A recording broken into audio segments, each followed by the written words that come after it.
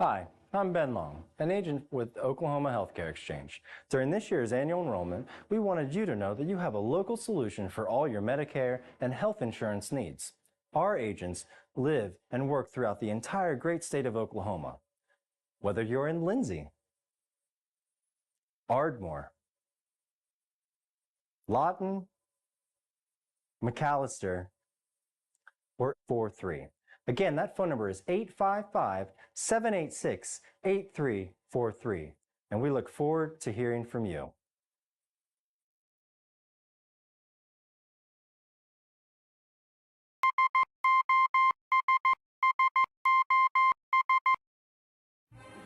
When the oilfield industry needs an honest, hard-working, and dependable electrical contractor, they signal for SOS. With a solid reputation for getting the job done, Michael Sherrock and his team are prepared to meet all of your industrial and commercial electrical needs. They're prepared to handle anything, from maintenance to automation and power line service. So remember to dial up SOS the next time you're in need of an industry-leading electrical contractor.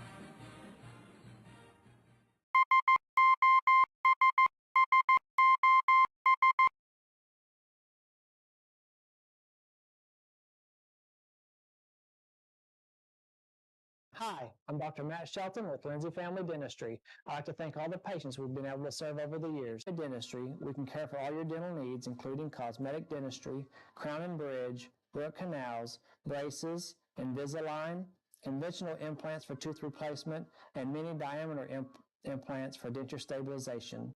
Our braces fee starts at $4,500, and for those of you with poor-fitting dentures, we can place 6 mini-diameter implants on the upper for $3,600 and 4 mini-diameter implants on the lower for $2,600. To schedule your consultation, stop by the office at 102 Southwest 7th Street, Lindsay, Oklahoma, or give us a call at 405-756-4093. As a 1997 graduate of Lindsay High School, I'd like to take the time to say Go Leopards.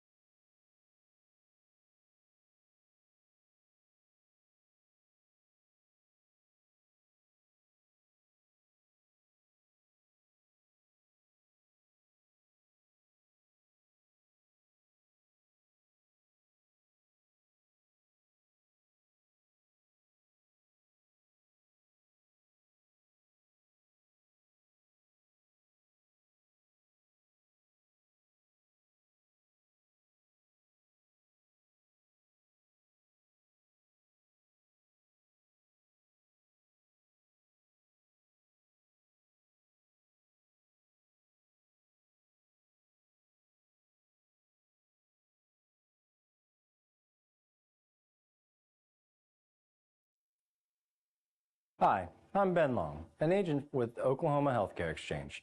During this year's annual enrollment, we wanted you to know that you have a local solution for all your Medicare and health insurance needs. Our agents live and work throughout the entire great state of Oklahoma. Whether you're in Lindsay, Ardmore,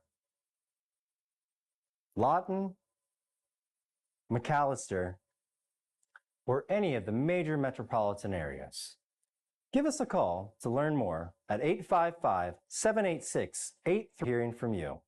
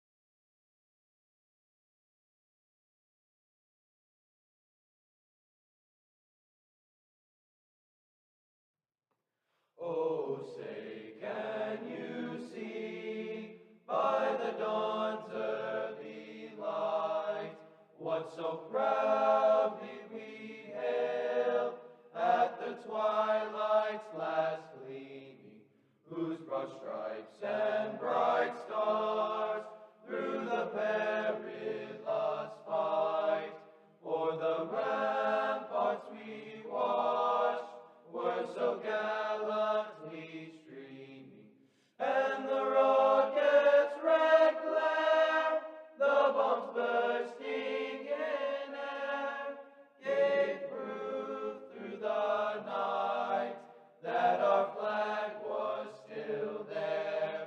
Oh, say does that star-spangled banner yet wave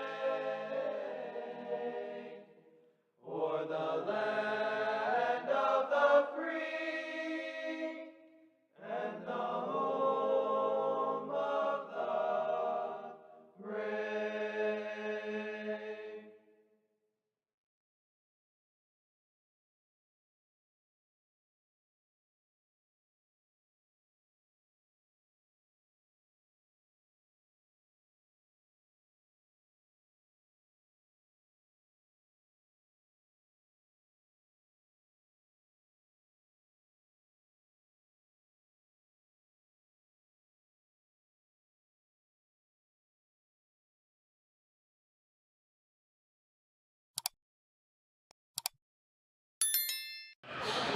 Well, good evening, everyone, and welcome inside Outlaw Arena as we are just a few moments away from getting this game kicked off here as your Lindsay Leopardettes are being introduced, your starting five. We'll have Wilmot, Maddie McGowan, followed by Wilmot, Kevin Russell, and Artiste Feliciano. So that'll be your starting five for the hometown Leopardettes. Up next, the Marlow Lady Outlaws. Here for us running the show, we greatly appreciate him.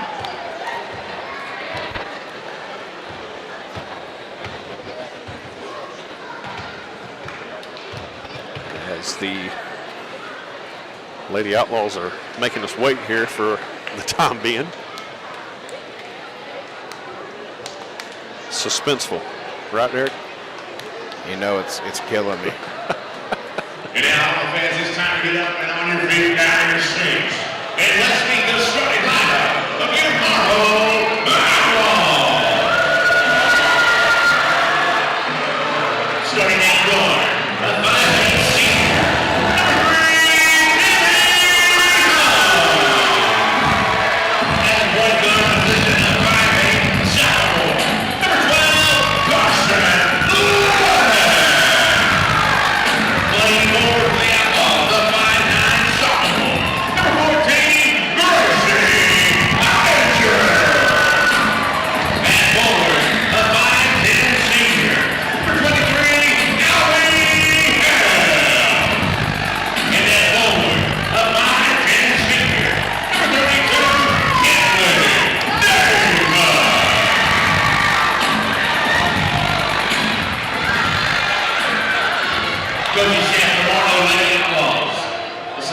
So there's your starting five for the hometown Lady Outlaws.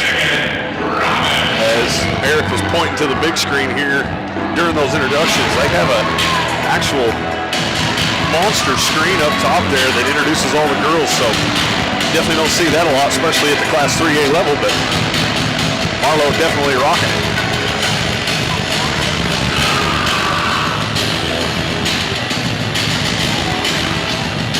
So Leopardettes got to get back on the right side of the tracks here. Got to get off to a good start and hopefully come out with a win here tonight, as they fell last Friday at home in their season opener at home by a pretty large margin to the Purcell Lady Dragons as they rolled into town and knocked off the Leopardettes. And Marlow will control the opening tip here.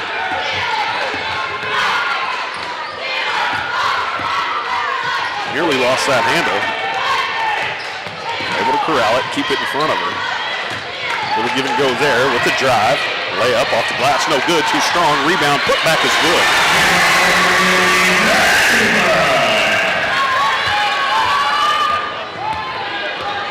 As Russell brings it across the timeline, kicks it out McGowan, thought about a three. Now she'll drive, now she'll kick out Feliciano. Feliciano with the drive. Good shoulder check there, no whistle.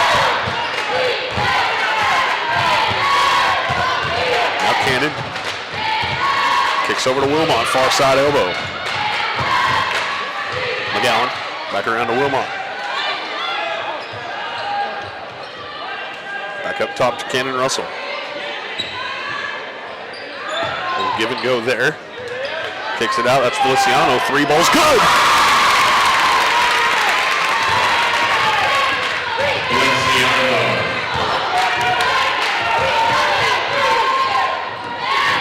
Good straight ball. That's short, no good. McGowan couldn't get to it. Outlaws remain in possession here. Now another three ball, that's too long. As Feliciano able to corral that one. She'll kick to Russell.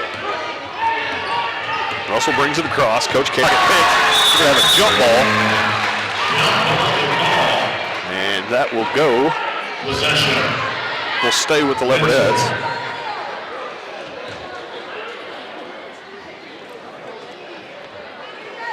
Just underway here. 6:17 first period. Leopardettes up 3-2. Both teams starting out in man defense. Wilmot kicks to McGowan. McGowan, long three ball. That's off.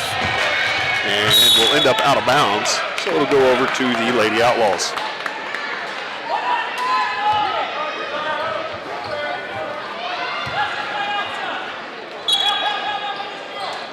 Gonna start out with the press here, Jake. Yeah, we've seen that a week ago tonight up at Bridge Creek. It really threw Bridge Creek kind of for a loop. They were never really able to get their wits about them after they scored the original two points to start the game that night.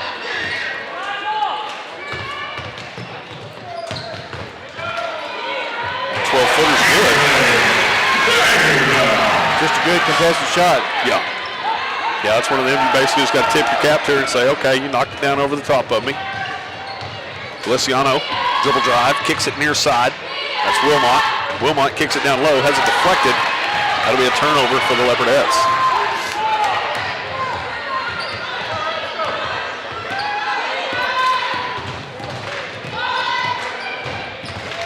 As Russell, good hands there, knocks that one loose. Ends up out of bounds off of her though. So possession will stay with the Lady Outlaws. Excellent defense so far by the Leopardettes.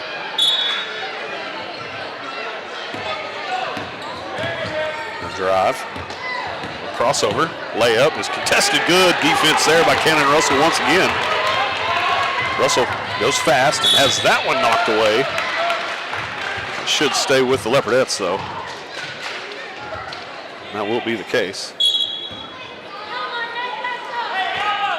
Hot up again, that'll be a jump ball. That'll go over to the Lady Outlaws. There's no one on Russell, it's just a bad forced pass there. Yep.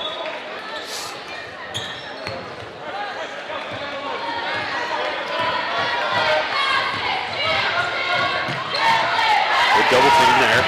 Finds a girl wide open underneath, that's good. Looks like Marlow wants to go a little bit of press. Wilmot able to break it, kicks to Feliciano. Feliciano baseline drive. Could not get the reverse layup to go, however, ends up with her own rebound. Cannon Russell, three ball, far side elbow, that's good. As Coach Cater calls a timeout.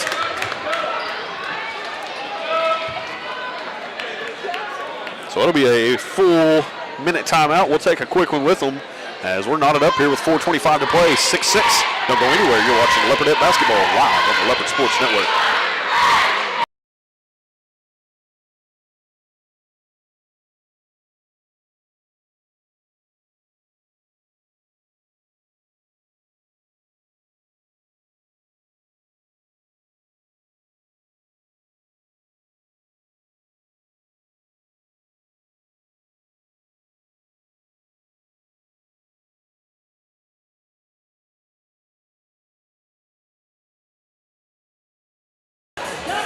Welcome back, everybody, inside Outlaw Arena here.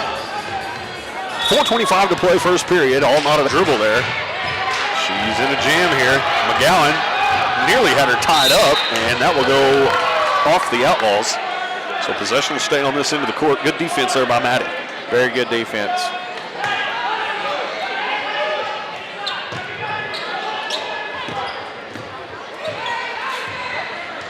Valenciano's one of those, you have a young one at home, you want to watch her footwork. Yes. Her feet are always moving. She's not reaching. She keeps her body in front of her. And good defense again creates a turnover. Yeah. Yeah, Wilmot there. Gentry Wilmot there forces the turnover, and Leopardettes got a chance to take the first lead of the game.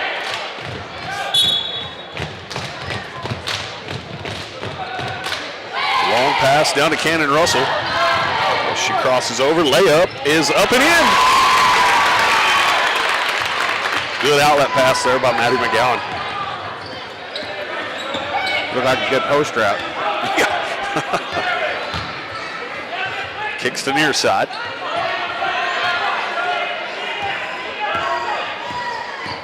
See Coach Cater there in the shot, just preaching, hey, defense, move your feet, as that three ball is well off target and unable to save it.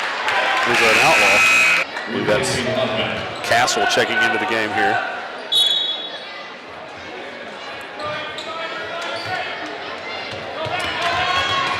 Feliciano kicks to Russell. Russell on the drive, just lost control of that one.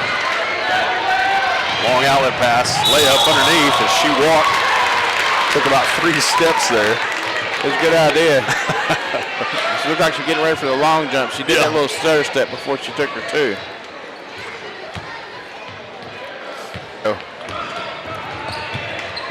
Gary had that one knocked away. Russell able to corral it. This is McGowan three ball offline, no good. Wilmot couldn't control it.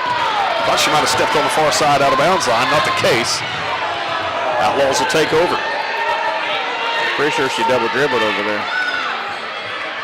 Kind of hear the crowd booing a little bit. Yeah.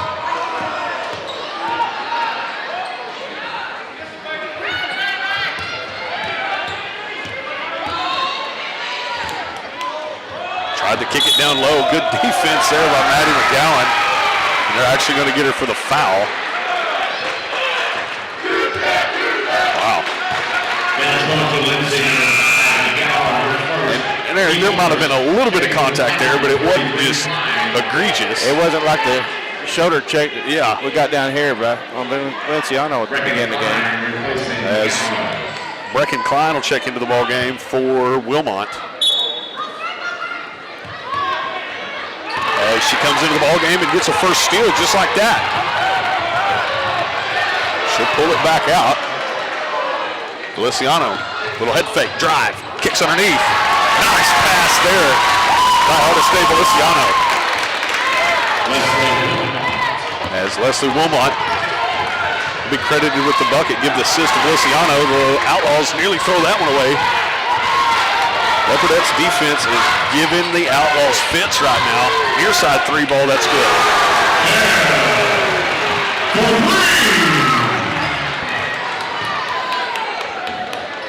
So Klein has her pass intended for Feliciano deflected. That'll stay with the Leopardettes. Got fortunate there on a careless pass. Yeah, that was one of them. Just a few steps away from getting it across the top. McGowan with the drive, little spin move, backs into the lane, little turnaround jumper, that's good, or turnaround hook shot, excuse me.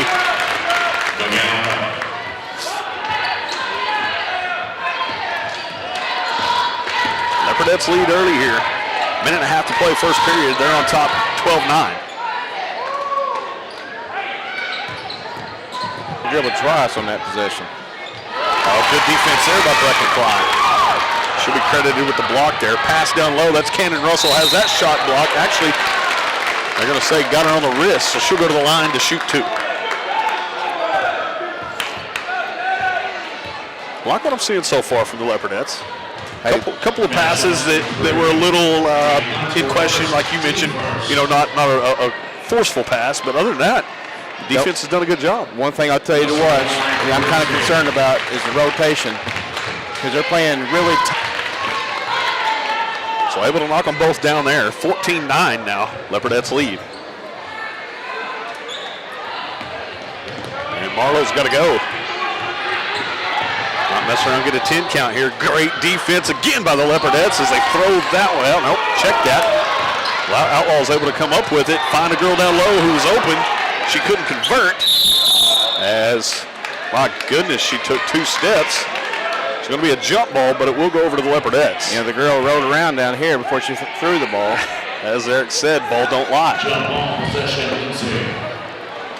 So 46 seconds to play here, first period. Leopardettes on top, 14-9. But if we block out, we just get the rebound. Don't have to worry about the jump ball, Jake. Here we go. Kick it into Wilmot. Lane's wide open, has her shot. As Leslie Wilmot will shoot her first free throws of the night here. Just 2 team fouls on the Lady Outlaws. Wilmot's first, up and in.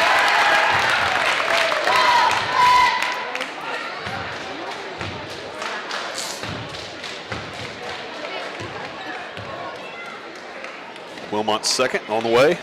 Off the back iron, no good. And got a lane violation. I believe they're going to call that on Wilmot. She left a little bit early. But she does knock one of them down. 15-9. 36 seconds to play first period.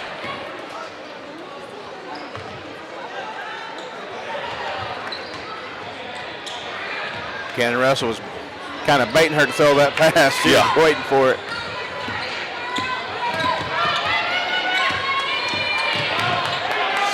Down to 24 seconds to play first period.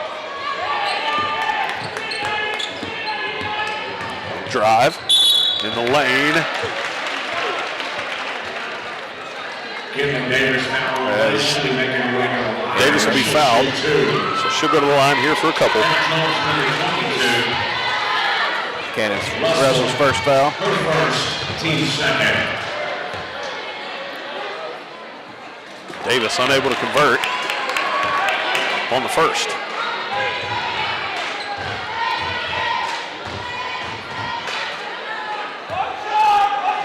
Second shot, up and in. Leopardettes will have 14 seconds here. Looks like they're wanting to push the tempo. Lesiano will pull it back out momentarily. Has that one.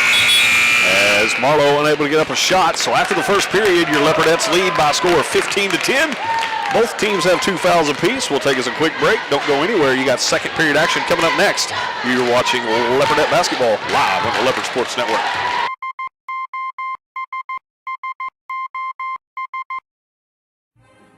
When the oilfield industry needs an honest, hard-working, and dependable electrical contractor, they signal for SOS.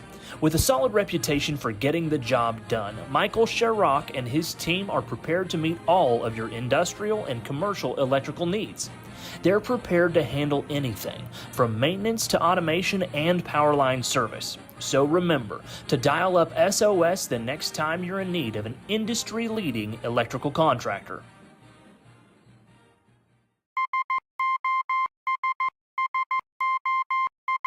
And pretty good defense there by the Leopardettes early on. I like it. A little bit of press and just good feet movement. Leopardettes look fresh. Yeah, Jake, they're doing great. They're coming out with that press and trying to create turnovers with the press. When we come back to the half court, we're playing really tight man. It's not just man defense, but it's really tight, almost face guarding it. Yeah. The girls. Yeah. And there's only been a couple of times where we had miscommunication where a girl got loose on the backside. Right. And that's where Marlow scored a couple of their points. But for the most part, Leopardettes playing great. They just need to keep the energy up, keep the intensity up, and just keep playing that defense and creating shots. Yeah, would you be willing to bet that Coach Cater kind of pounded that into the girls' heads early this week in practice, yesterday, and then maybe even again today after the performance they had the other night?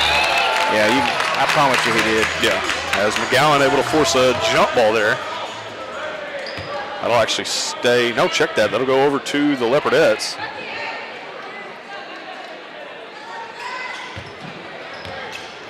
Yeah, they so far in this first half, obviously the entire first quarter and 15 seconds into this second period here, Leopardettes look a little bit different on defense than they did the other night. Feliciano, bounce pass over to McGowan, well down to Russell now. As Klein lets a 3-ball go, and they'll actually get Klein for the walk. Wow. She's had trouble with that early on in the season. Yeah, that was something that I think they were kind of hitting on the other night up there at Bridge Creek a week ago tonight, that she was almost taking, Brecken was almost taking a little shuffle step before she would let the 3 go. And if you remember, she started, 3 for 3 that night. Yeah, so she was on fire. Yeah, couldn't miss early on in that one. And went a little bit cold afterwards, but was never actually called for the travel up there.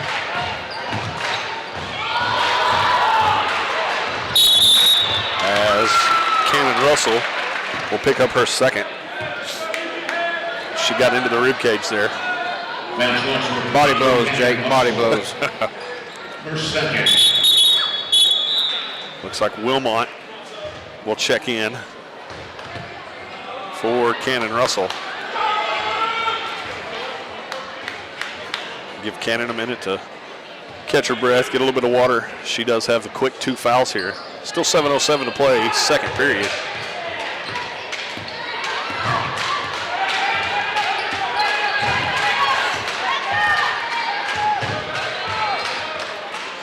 Now over to the near side elbow. Good defense there by Feliciano. That's not his foul to call, Jake. Yeah, he was a pretty good ways from it. Another guy watching the whole play. Yeah. Two guys. And you got to, I mean, I'm for, letting them bang a little bit, And obviously, you can't let it get out of control, but Well, let's see if this ref calls it the other way, because he's had an issue with that in the past. a kick underneath. Had to kick it outside. Now to the elbow. 3-ball on the way. That's good.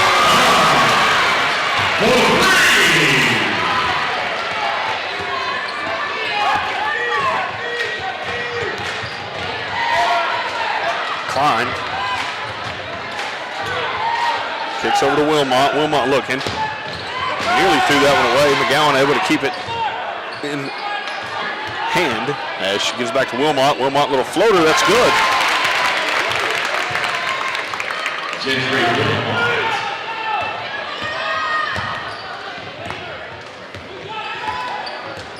As Marlow brings it across. Kicks. That's a good shot.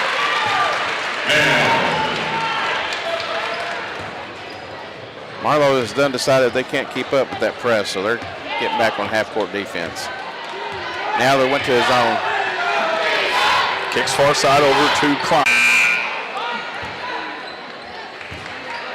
It'll be Leopardette ball still.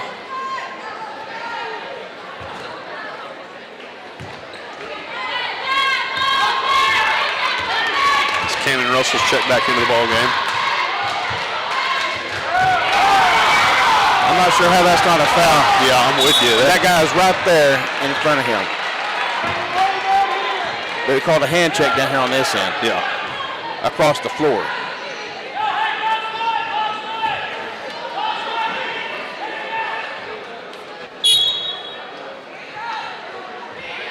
He must have an outlaw diploma.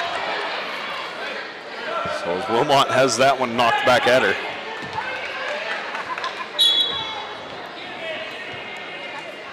Try this again here. Gets it into Russell. 5:07 to play, second period. Leopardettes still lead here, 17-15, but they've been a little bit sloppy with the ball the last 3 possessions as they have had turnovers. McGowan, long 3. That's good. Able to knock that one down.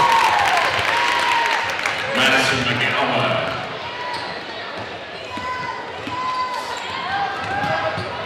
Little jumper in the lane. That's no good. Outlet pass to Russell. She's got McGowan streaking, little crossover. She'll take it herself. Couldn't get it to go. Got to hustle back on defense here. Marlow pushing the pace. Layup underneath after a couple extra steps. Didn't get it to go. Russell pulls down a rebound. Got bodies everywhere. As Feliciano finally kicks back for Russell. She'll bring it across the timeline.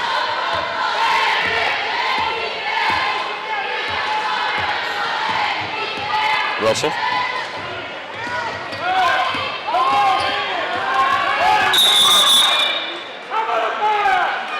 As Cater is going to call a timeout. Be a full-time 30-second timeout. So we'll keep it here. As Coach Cater there wanted that timeout in a hurry. Looked like Cannon Russell was in a bind out there near the midcourt logo. So good timeout there by Coach Cater. I think so. Make sure they're running the right offense he wants to run and try to get settled in here and take care of business to finish out the half. Yeah, nothing wrong with getting you a quick breather.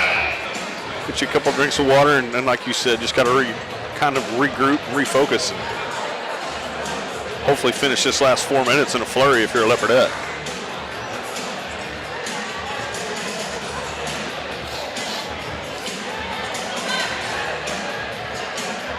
So 4:01 to play here. Leopardettes lead 20-15. As Russell brings it across the timeline, kicks to Wilmot, top of the key.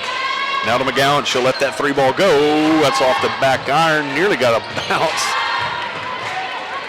Outlaws will control it.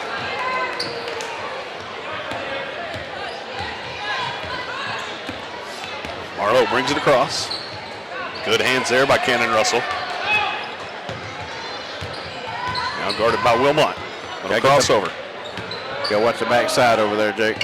As that one's nearly thrown away. Feliciano able to force up a tough shot there. Wilmot pulls down a rebound.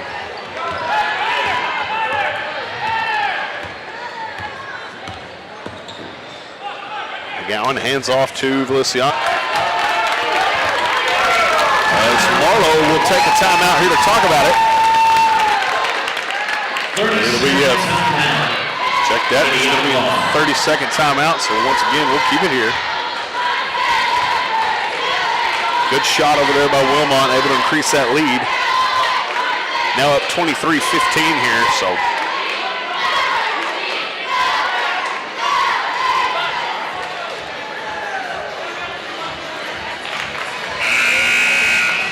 Well, Cater had a game plan coming into this game, it looks like, and he's still executing it. Yeah. It's working. Yeah. That's what I was kind of getting at earlier, that the performance they had, at home last Friday night against Purcell probably wasn't up to Coach Cater's standards here early on in this first half. So let's see if they continue to play that way moving forward into the second half.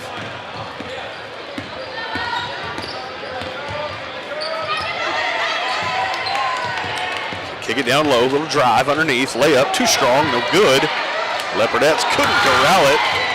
A little 12-footer, that's no good. Wilmot couldn't pull it down. Had to been over the back. She was walking out and she just got hammered. Now Wilmot brings it across. Kicks underneath. That's McGowan. Layup good.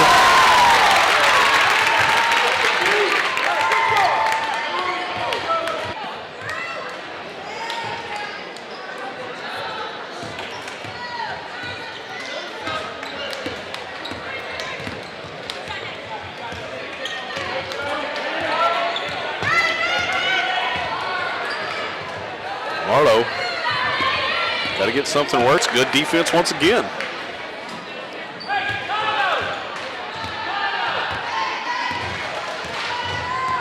.153 remaining. Second period there, just got a little bit quick. Russell with the drive. Little shoulder check there, no whistle. As we're going to have a jump ball.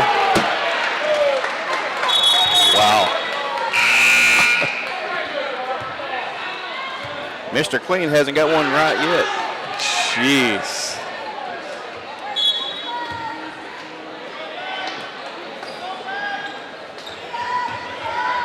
And the body check down there, getting close to the paint, was almost as bad as the one down here that they whistled Feliciano on. Let them play, or you're going to have to make a decision and call it both ways, and there can't be any bumping out there. Yeah. McGowan. It's Feliciano, layup underneath, good, count the bucket, and one. Artiste Feliciano able to convert.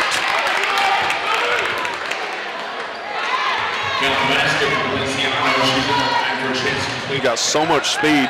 Yeah. She's so hard to keep from going up for a easy layup. She has come to play tonight. She's got 5 of the 27 on the board so far. Wow.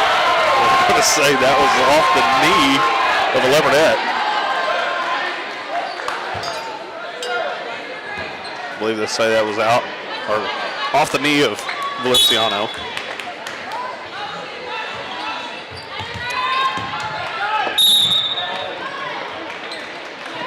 Wild shot in the lane there. Is that going to be on Cannon, or is that going to be on Wilmot? Okay. Her first. So Wilmot's first. Looks like Gracie Bray is set to check in here. The freshman. First free throw, in and out, no good. That was inadvertent contact on that shot, and the shot was a bad shot. It was not a strong shot, it was weak. You usually don't see that rewarded with a foul. As Russell will check out, don't want to pick up a cheap third foul with 50 seconds to play in this second period, as that'll be last touched by the Leopardettes. Oh my. Couldn't corral that one.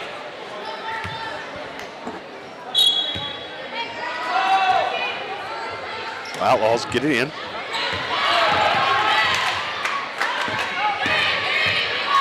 Kicks it near side, little jumper. That's off the back iron, no good. And that'll go over to the Leopardettes.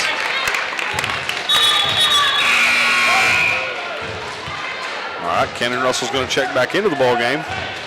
10-second, literally a 10-second break is all Cater gave her right there. I think he just wanted Gracie Bray on the defensive end of the possession there. I think he spoke some words to Cannon Russell. Wilmot, over to Wilmot, down to Russell. Russell, little jumper, no good. Down to 24 seconds. I didn't see that call. I'm going to assume it was a travel. That was a makeup call.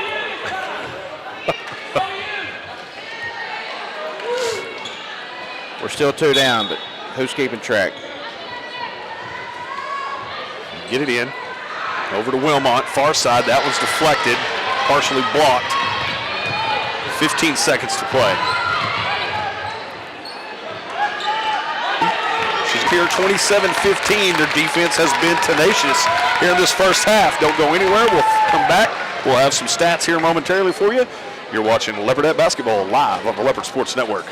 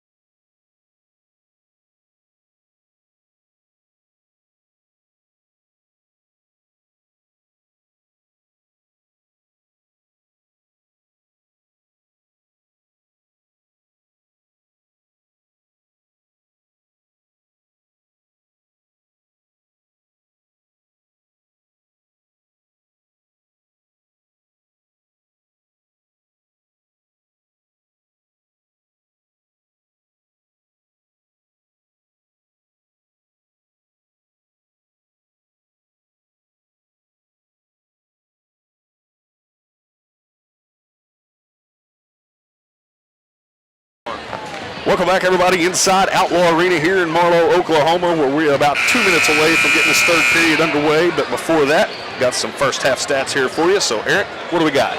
Hey, it's looking pretty good for the Leopardettes so far in the first half, Jake. They were 6 of 9 for the 2-point field goal, 67%.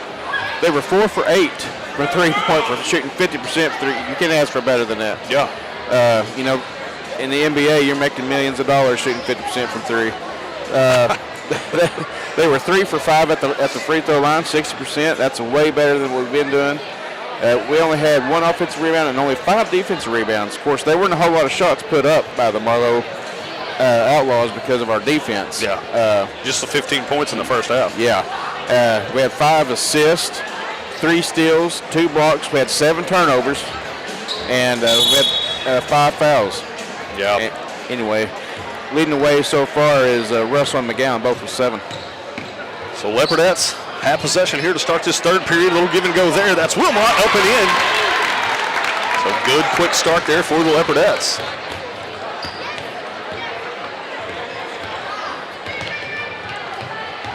Don't forget, coming up after this ball game, we have Leopard basketball as the boys will square off. And then Thursday, Friday, Saturday will be a 3-day tournament over at Latta, as Marlow able to knock that one down. I believe that was Hunt.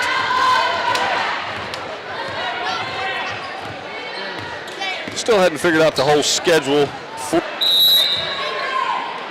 as we're going to get 3 seconds in the lane, I believe will be the call. No whistle McGowan for that.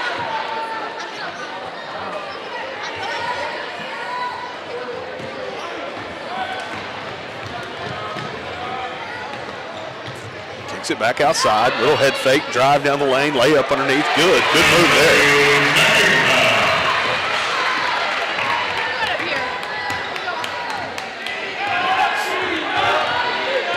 Russell directing traffic.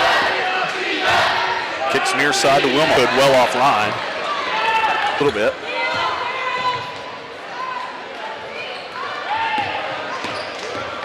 Oh. No foul there as Feliciano hits the deck. As they'll count that bucket there. And she'll go to the line here, try to convert the three-point play. And she does so.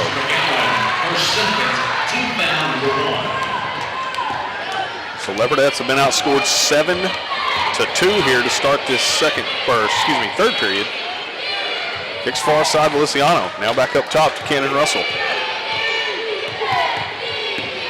Russell tried to get it to McGowan. That'll be another turnover for the Leopardettes. Layup underneath.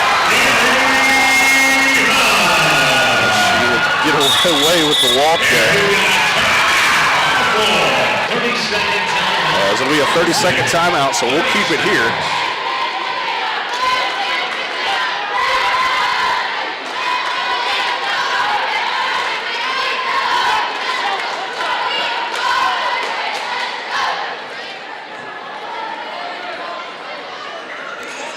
So a couple of empty possessions there by the Leopardettes, unable to get anything to go down. And really shoot ourselves in the foot there with careless turnovers. Yeah, that's what I was going to say, just a couple of turnovers. And obviously Marlow able to convert 1 3-point play and then able to knock down a layup right there. All of a sudden you get a little swing in momentum and you got yourself a ball game. Leopardettes had a 10-point lead at the half.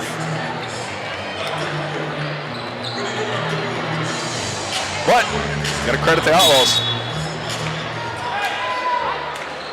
They come out with a game plan there in that first few minutes of the third period, and they executed it. Able to get back into this one. Russell out near midcourt, directing traffic.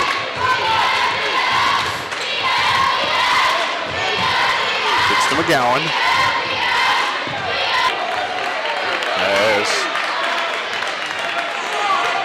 Russell will go to the line to shoot 2, and she drew the foul on the layup attempt. The ref was staring down that Lady Marlow Outlaw there. Yeah, I was with you. I was wondering if he was just trying to get her number correct, or he was actually kind of giving her the eyeball like, hey. It looked like he was kind of baiting her to tee her up.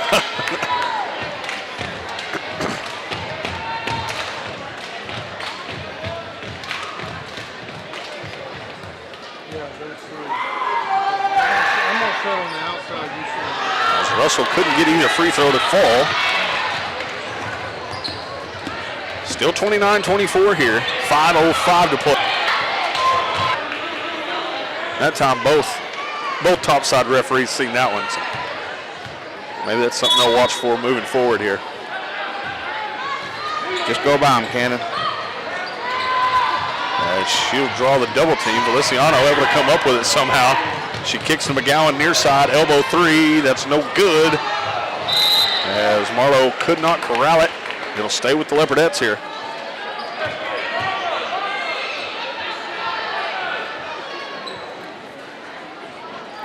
See Russell kind of hobbling. She took a pretty good tumble there. The ball down low to McGowan a little bit. Russell three ball off the back iron, no good. Maddie comes down with a rebound, puts it on the floor, try to spin move, has it knocked away. Wilmot ends up with it. She'll let a three ball go, but she'll be fouled. So she'll go to the line to shoot three here.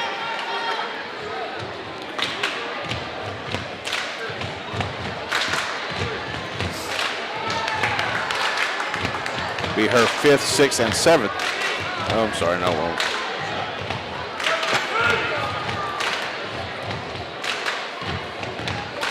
Gotta recalculate. Yep.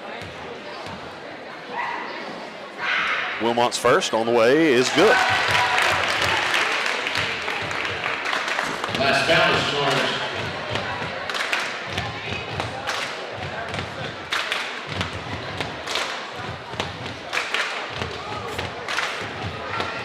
Wilmot's first free throws of the night.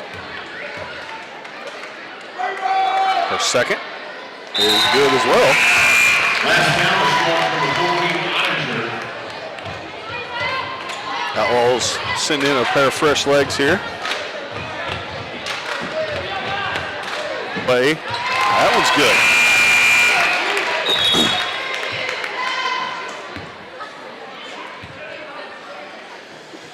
Not sure what the stoppage is here, unless they're just trying to get the substitutions correct on the floor.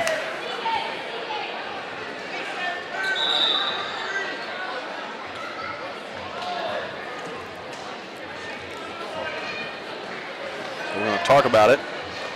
We'll have a conference here at midcourt. 3 and 15, I believe, were the two fresh bodies that checked in for the Outlaws. As we're still trying to get this corrected. Last foul was charged for Marlow's number 23, Miguel.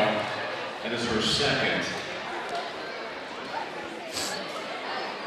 We're just trying to get the fouls correct, one of the two. But we're ready for action now. Leopardettes are going to go back to the press that gave Marlow fits in the first half. Luciano, good defense out there. Now Russell.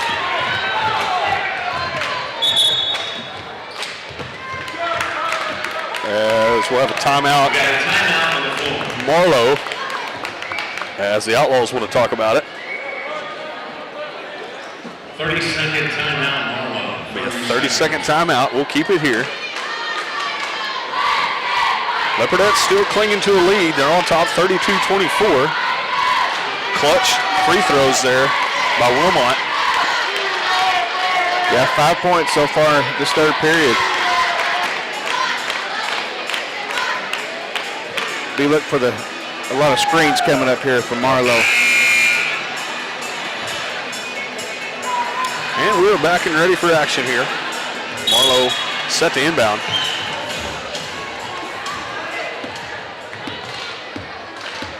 Directing traffic, kicks near side. With Marlow.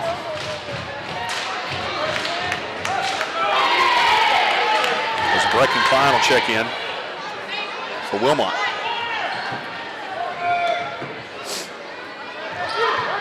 Klein knocks that one away. She comes up with a steal. Klein kicks to Feliciano, who couldn't corral it and had that one knocked away momentarily. Outlaws will come up with it. A little Euro step there, and we'll draw the foul. So Outlaws go to the line here shooting 2. Foul charge to Lindsay, number 33, Brecken Klein. Her first. That foul will be credited to Brecken Klein, just her first of the night. She'll shoot a pair.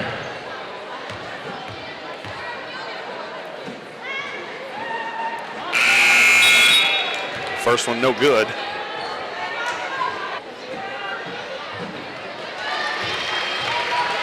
Second one rattles home.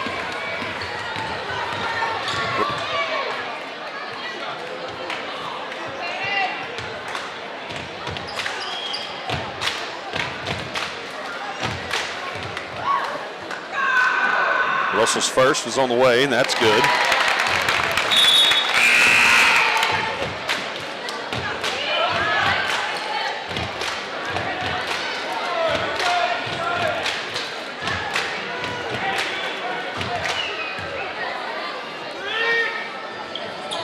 Second one rattles home. Cannon Russell, 9 points so far in this one.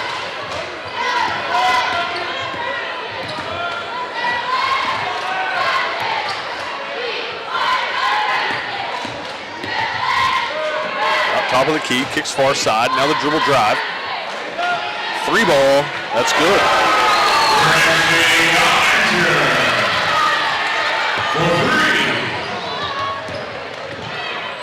As Wilmot brings it across the timeline, kicks to Russell. She'll direct traffic now. Gives to Luciano. Far side 3 ball. Off the target, no good as Klein. Bodies are hitting the floor. Top of the key 3, that's good.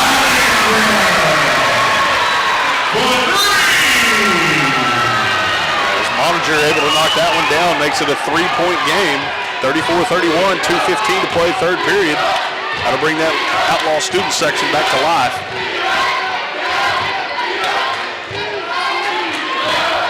McGowan long 3 of her own is no good.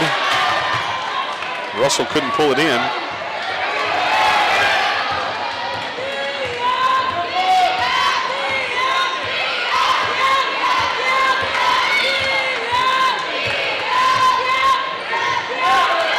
Far side elbow, that 3's off target, no good. Rebound underneath, that was blocked by Wilmot, who claims she went straight up, but she'll be whistled for the foul. Should be her second of the night. Team foul number 3, Davis in the line, shooting 2. Davis's first is good. Checking in the lineup for Lindsay for 1, 2, 3, Wilmot.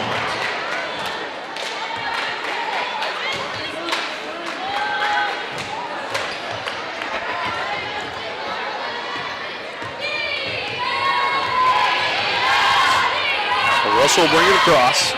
34-32. Leopardettes on top. That one's nearly stolen away. And they'll get Davis on the foul. 30 feet from the bucket. Davis from the 32, Marlow. Her first, team foul number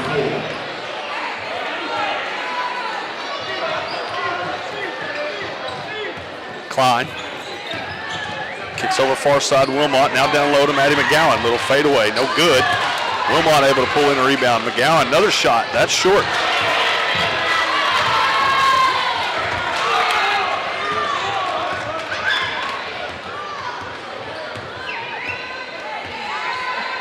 Down to 1:05 to play third period.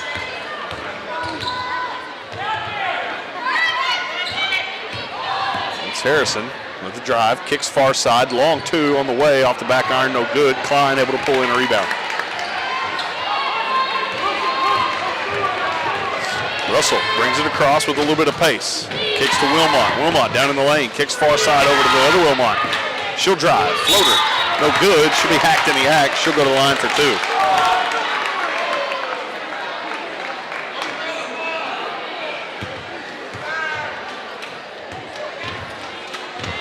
Just 40 seconds left in the third period, but that is the 5th team foul for the Lady Outlaws, so every foul now the Leopardettes will be going to the line. Gentry Wilmot on the line for Lindsay.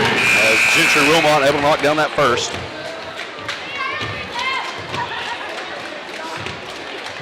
Come up short.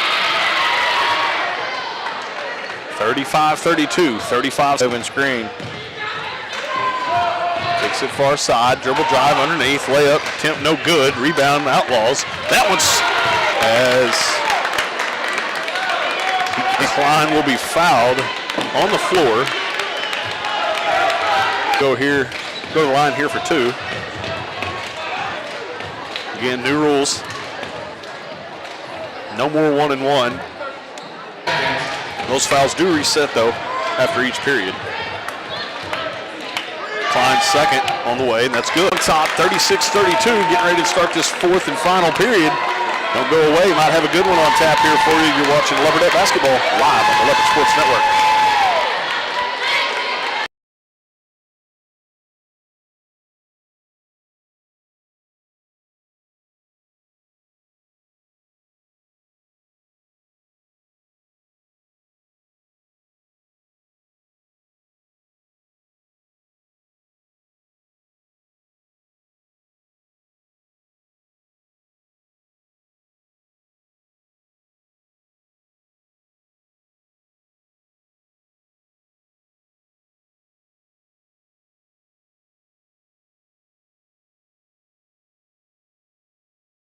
Marlow, Oklahoma, as we are set to start this 4th and final period. Leopardettes lead 36-32.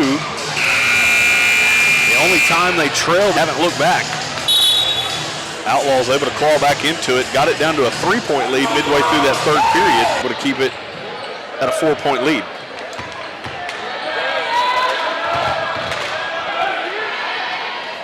Lady Outlaws come out, turn it over on their first possession to start the 4th period. Wild pass there. Outlaws will come down with it. Little floater in the lane. That's short, no good. McGowan skies for the rebound. She's got Brecken Klein wide open. Layup by herself.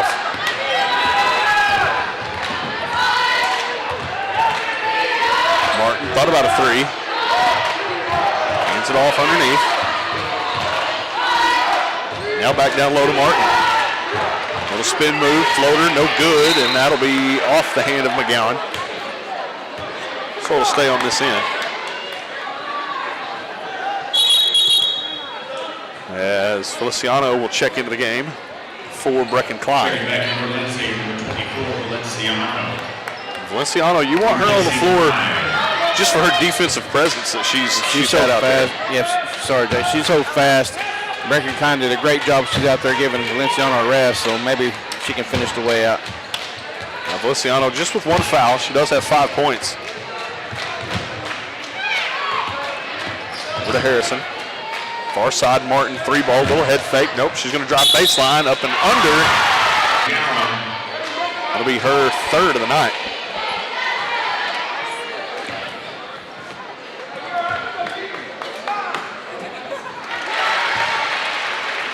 Able to convert the 3-point play. 38-35. Leopardettes on top here. 6:44 to play. Wilmot thought about a 3. Now she'll take one. Well offline. As Martin will pull down another rebound.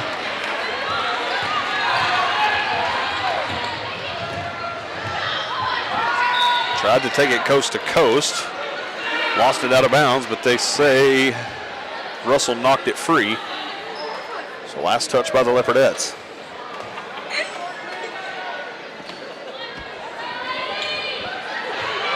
Wide open underneath, layups there. 38-37. This is the closest Marlow has been since they led 2-0. Russell dribbles into a double team, no foul there. Feliciano able to come up with the wild pass. There's some of that speed we were just talking about. She kicks to McGowan, now throws it far side. That's Russell, 3-ball, no good. McGowan could, got to get the lid off the bucket here. Yeah, they need to pick up some points right here and then get a stop. Wilmot Kicks it way out top to Feliciano. To play. Good anticipation there as Russell able to knock it back free. We're going to have a jump ball, and it will stay with the Leopardettes. Fortunate there. Got to be more careful with the basketball. Yeah. Right here, but good anticipation as well, though. yeah, you could see her. She was watching it the whole way. Right. She was watching Cannon's eyes there.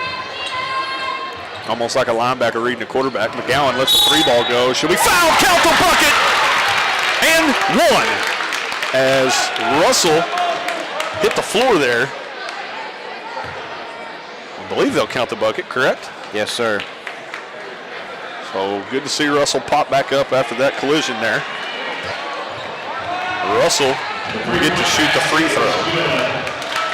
Foul is after the shot. It's going to give Lindsay the ball on the baseline. Nope, check that. So the foul. Leopardettes could make a pretty good swing here. If they're able, nope, throw it away. Good hands there defensively as Martin finally came away with it for the Outlaws. 41-37. Drive. Kicks to Martin. She takes it through the lane. Layup. No good off the front of the rim. My goodness, don't know how that didn't trickle in. As Feliciano will come away with the rebound, and Cannon Russell will be fouled there by, I believe, Martin. No foul. Check that. It should have been a foul, but Coach Cater called a timeout. You're watching Leopardette basketball live on the Leopard Sports Network.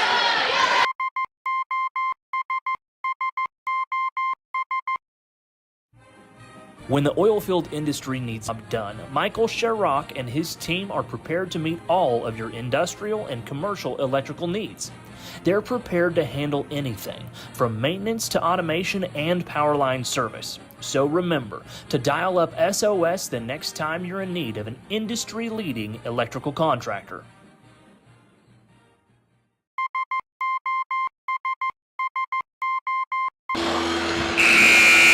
Welcome back, everybody, as we're about set to come out of this timeout. Leopardettes able to get the job done there, make it 41-37 after McGowan knocks down a 3.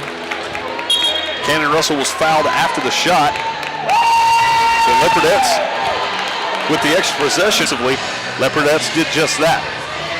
Yeah, Jay, if we can go down here and score now, it'll give us a lot more momentum, and hopefully it'll be enough to close out this game.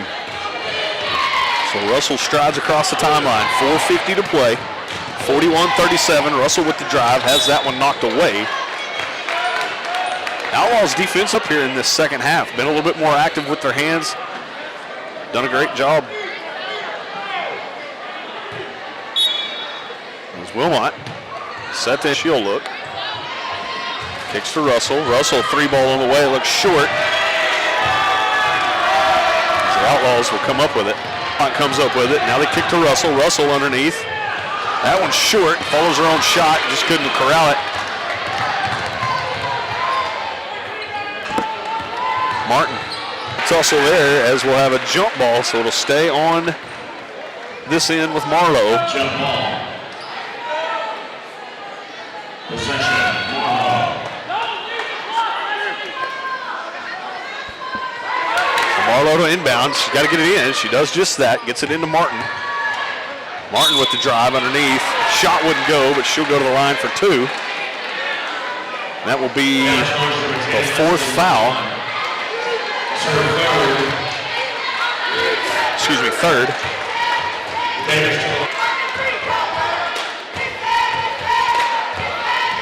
Seen former Leopard coach Davidson just walk in here, shook hands with him, so he's in attendance tonight supporting his old team. Wilmot kicks over to Wilmot. 41-38. 3:53 to play in this one. Feliciano with the drive. Layup underneath. That's good! Artistine Feliciano. Made it look easy too, Jay. And did you see the explosion? She said, "You're going to give me a little bit of room? I'm going to take it. I'm going to shoot the gap here." And she did just that. Bounced it off of her foot. Looked like she was anticipating a bounce pass cross court over to Cannon. Layup Martin underneath. That's no good off the front of the rim. That's 2 that she's missed down low. Good defense there underneath. Let's see who they got here. That will be on McGowan, so that is her fourth. So Maddie's got to be careful here. Still 3:05 to play in this one. She's one foul away from taking a seat, if Maddie was to foul out. 43-41. See if the Leopardettes can slow the pace here and get them a bucket. Russell across the timeline. Go. Over here near side, Feliciano. She'll pause, now she'll go. Back out near midcourt, got to be careful. Trying to shake the defender. Gets it to Russell. Once again out near midcourt, gives it far side, that's Feliciano. By Russell, will draw the jump ball, so it'll stay on this end of the court. Got to tip your cap there to Cannon.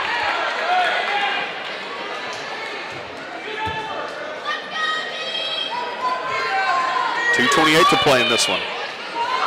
McGowan, three ball, that one's partially blocked.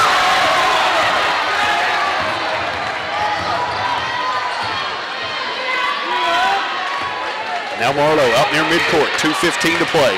Leopardettes holding on to a 2-point lead here. Martin, top of the key, gives it back. Wild shot there, is that one will be knocked away. So no shot. Feliciano able to get a hand on it, knock it free. She got away with the travel there too as soon as she got the ball. Gets it into Martin. Martin with a head fake, now the drive. That shot no good. Good defense there by Maddie McGowan. They got numbers, that's Feliciano. Layup underneath, no good, too strong. As that will go over to Marlow.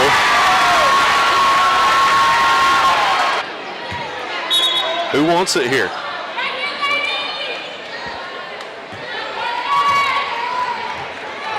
Feliciano had the layup there, just had a little bit too much pace about her. A little too strong off the glass. 1:44 to play. As we got a timeout here, Marlow. We got a good finish coming up for you. You're watching Leopardette basketball live on the Leopard Sports Network.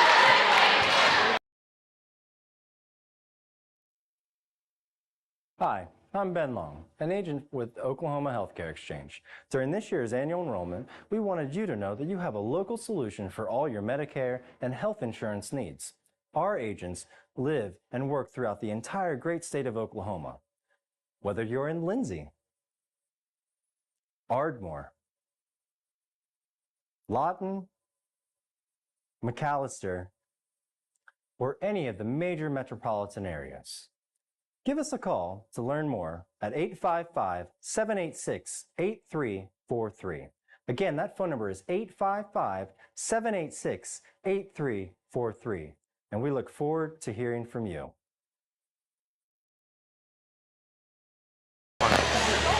Welcome back inside Outlaw Arena here. Marlow, Oklahoma, 1:41 to play. Leopardettes on top, 43-41. This one is shaping up to be one heck of a finish, ladies and gentlemen. Hold on to your seats.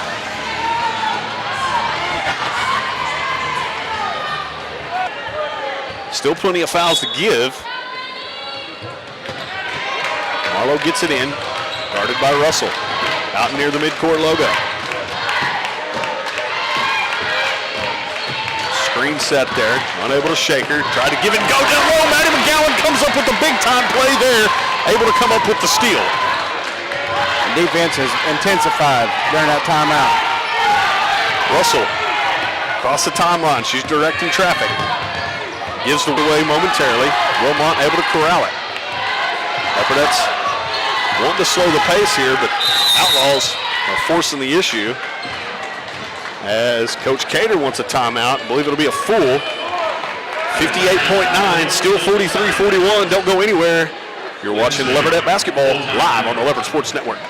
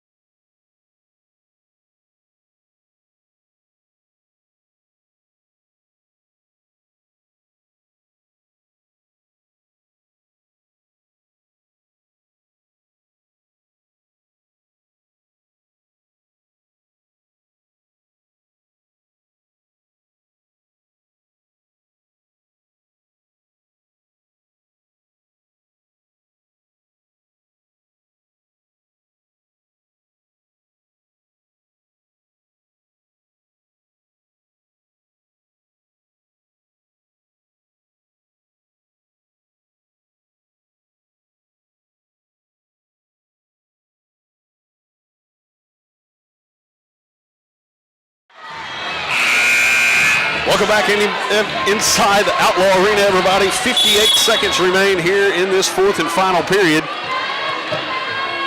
As the Leopardettes could not get it in bounds. As they'll throw it away there on the inbound. Said it bounced off the line. Little miscommunication over there. So the Outlaws are in luck here, as they need a 2-point bucket to tie. 3 would put them in the lead.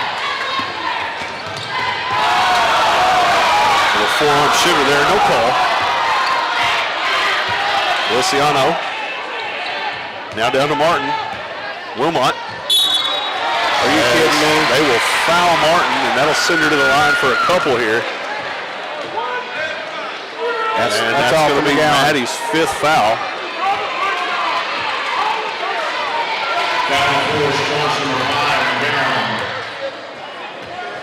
So Brecken Klein will check in for McGowan. 4th team foul. Davis to the line, she'll shoot 2. First one is good.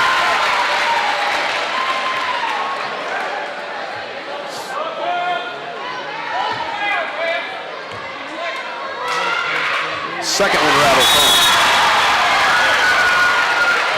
So 43-43, Marlow calls a timeout yet again. 41 seconds remain in this ball game. It'll be a full timeout, and we'll take another one with them. Don't go anywhere. You're watching Leopardette basketball live on the Leopard Sports Network. Hi, I'm Dr. Matt Shelton with Lindsay Family Dentistry. I'd like to thank all the patients we've been able to serve over the years. For those of you who are unhappy with your smile, tired of having dental pain, crooked or missing teeth, or loose-fitting dentures, at Lindsay Family Dentistry, we can care for all your dental needs, including cosmetic dentistry, crown and bridge, root canals, braces, Invisalign, conventional implants for tooth replacement, and mini diameter implants for denture stabilization.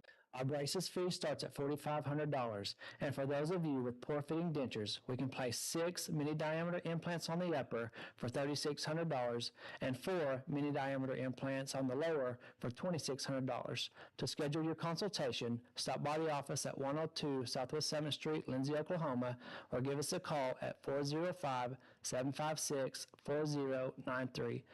As a 1997 graduate of Lindsay High School, I'd like to take the time to say Welcome back, everybody, as the Leopardettes turn it over there. Marlow is in business now. 30 seconds to play in this one. We're all knotted up at 43 apiece. Once again, a little push off, and we're going to get a timeout by the Outlaws. As it is a full timeout, we'll go ahead and keep it here. That way we don't miss anything. So defensively here, partner, Leopardettes got to lock in, got to focus up here and try to come up with a stop. You don't want to put them on the line. Obviously, you got a foul to give.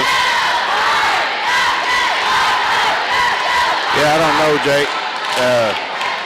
Was it 40 seconds left?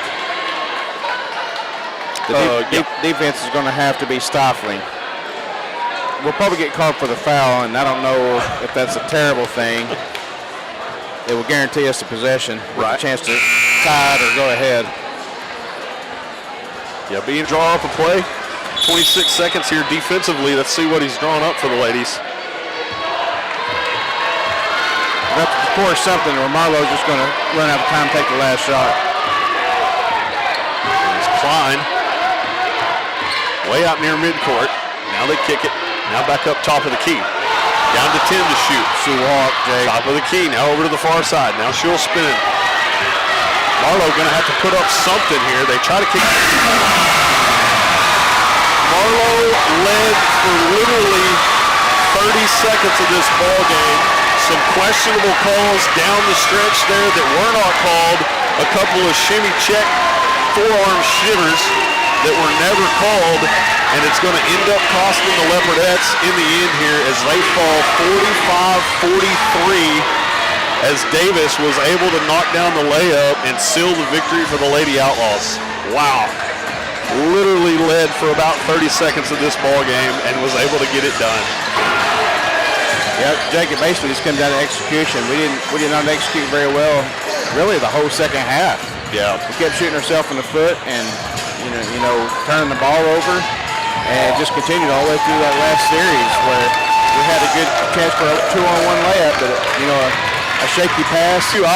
I was expecting them to try to force Marlow's hand there. I never dreamed they'd run that final 28 seconds off the clock and able to get a shot up there at the buzzer. Again, that goes back to what we talk about almost every week, a shot clock where it would probably, I don't know, you might have had a 30-second shot clock, maybe a 24-second shot clock, but either way, Leopardettes, you got to come up with a stop there somehow. Wasn't able to do so. Credit Marlow and the coach and Martin, able to knock that shot down there to the layup underneath and seal the victory.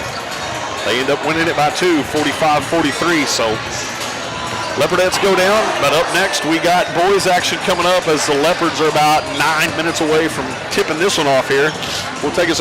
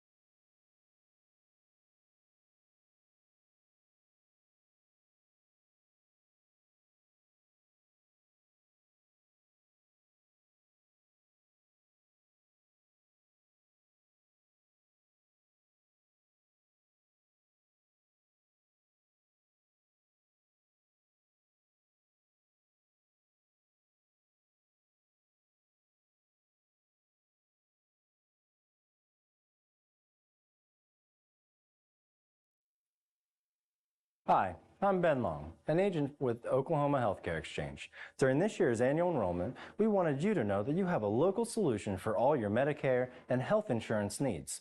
Our agents live and work throughout the entire great state of Oklahoma. Whether you're in Lindsay, Ardmore, Lawton, McAllister, or any of the major metropolitan areas.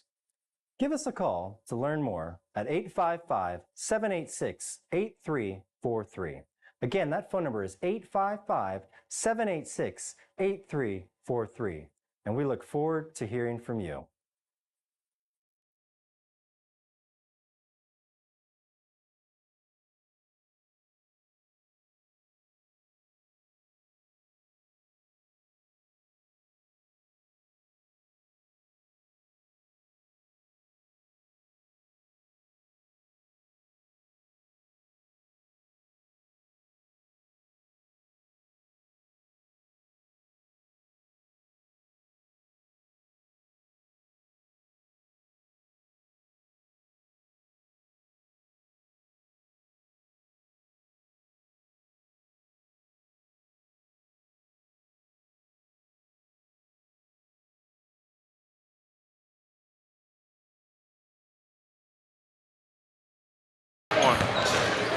Welcome back, everybody, inside Outlaw Arena here in Marlow as the Leopardettes fall at the buzzer by a final of 45-43 as Martin was able to get it to go down low.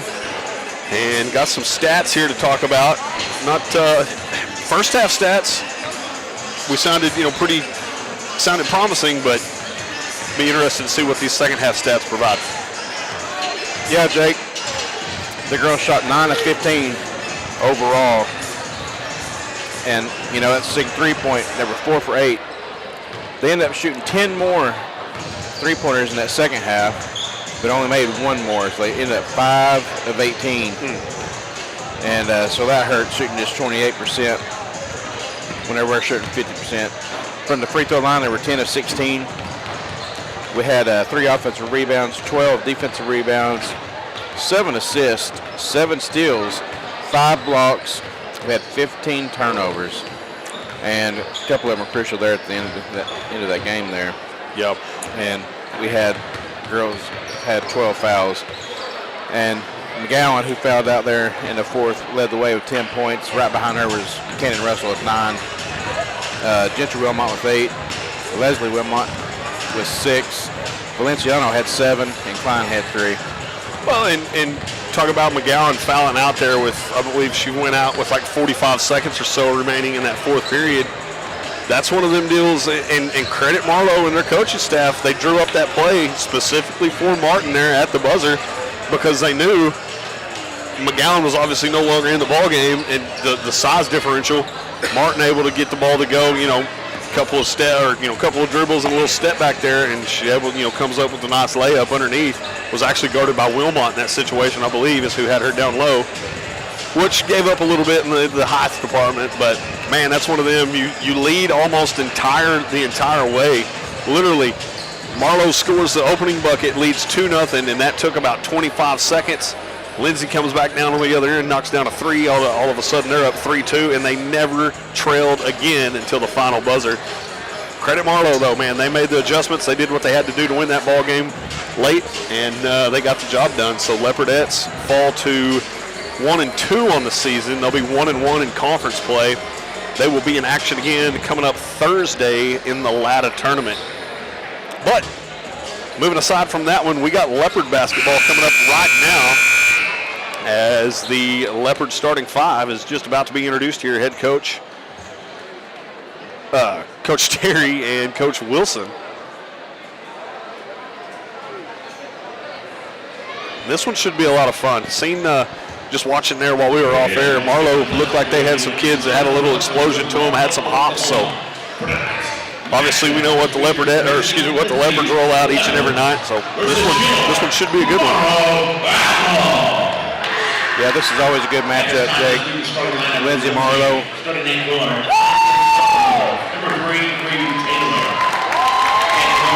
Creed Taylor will get the start. followed by Bryson Watts. Brody Ramming will get to start tonight. Number 23, Bryce Cater. a 6'3" sophomore. Number 34, Gustavo Torres. As Gus Torres will also be in the starting lineup. So 2 bigs, Jake. going to go with 2 bigs here to start things out. Up next will be the hometown Marlow Outlaws.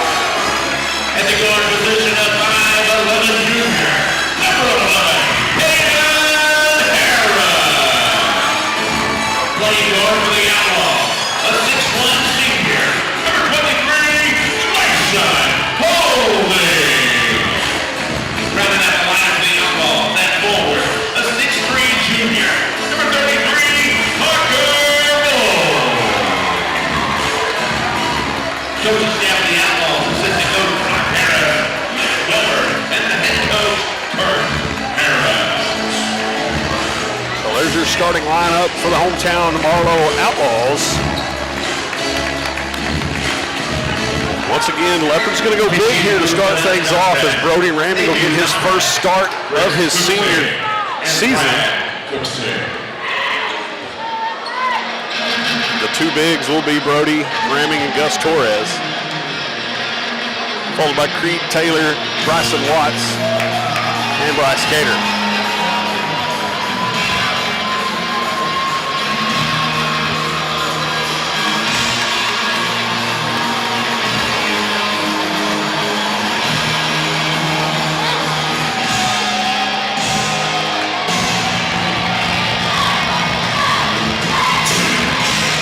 Here we go, ladies and gentlemen. Once again, Jake Rutledge alongside Eric Dotson and R.J. Brooks.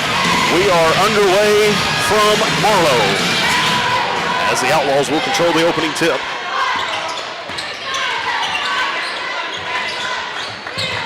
Little spin move.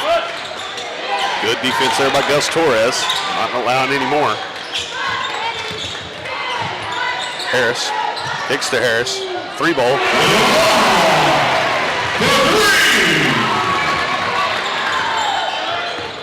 Up. This is Taylor, 3 ball. That's good. So back-to-back 3s traded here on opening possessions. And that's a good sign. That was something we talked about off air the other night after that thrilling victory at home against the Purcell Dragons. Taylor needs to shoot the ball more. You're a pure shooter. We need you shooting the ball more. Harris unable to pull the trigger early. Unable to convert that 3 there. So back down on this end. Cater thought about it. Now kicks to Taylor again. Over to Watts. Watts will let a 3 ball go. That's offline. Good defense there by, or good rebound there by Creed. As that 3 ball doesn't go. And we got a couple of bodies hit the floor as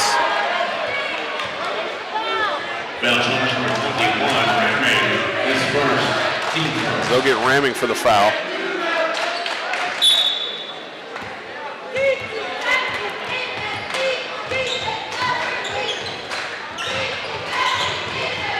Boyles, now to Harris. Kicks far side. Little head fake. 3 ball's good. That's 2-3. Cater's not been on right there. He's going to have to play tighter defense and keep his feet on the floor.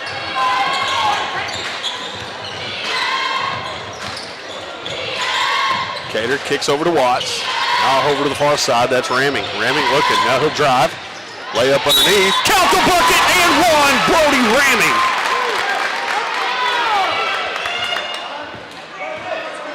Good aggressive drive there by Brody. Count the basket. I like him inside. That's why I keep saying we need to feed him the ball inside, because he's just a beast down there. Ramming, knocks it down. He will not be buoyed. No, and that's what I was going to say. He might not necessarily be the tallest guy out on the court. Goes probably, what, 6'2", 6'2 and a half? But what he makes up for in as that three ball is on line once again.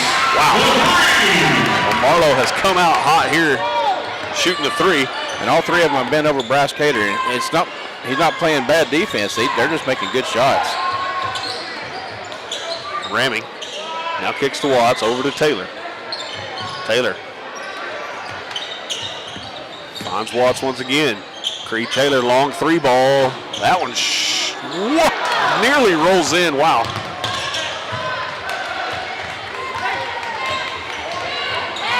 Taylor has started 1 for 3 from behind the arc.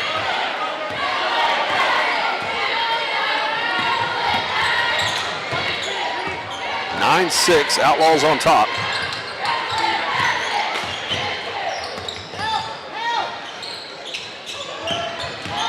Drive, floater in the lane, that's no good. But he'll go to the line to shoot 2 as Gus Torres will be whistled for the foul. Creed Taylor, oh, excuse me.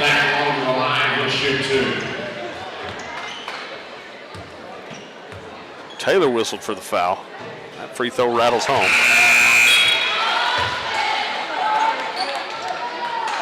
Cater will check out. Hernandez will check in.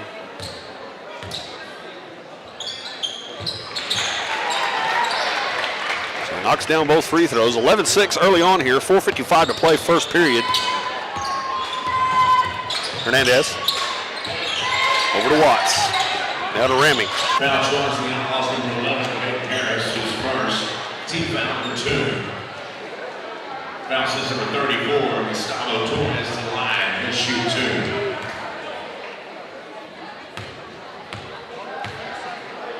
Gus, his first. No good.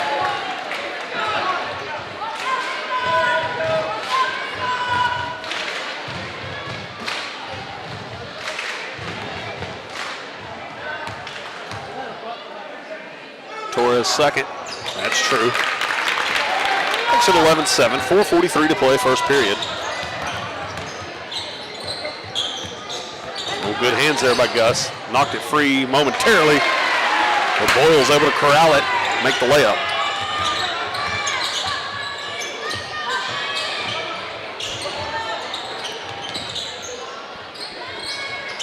Good ball movement here by the Leopards.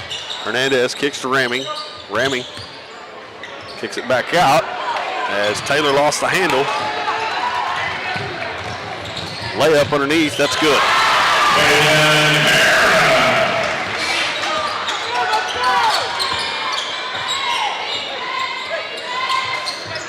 Over to Taylor.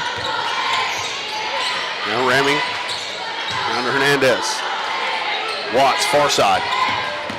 Little head fake with the drive, layup underneath. Got it to go.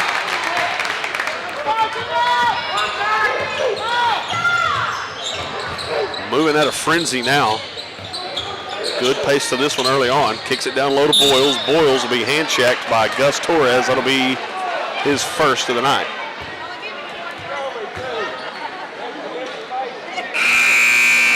As Cater checks back in alongside Manuel Aguero.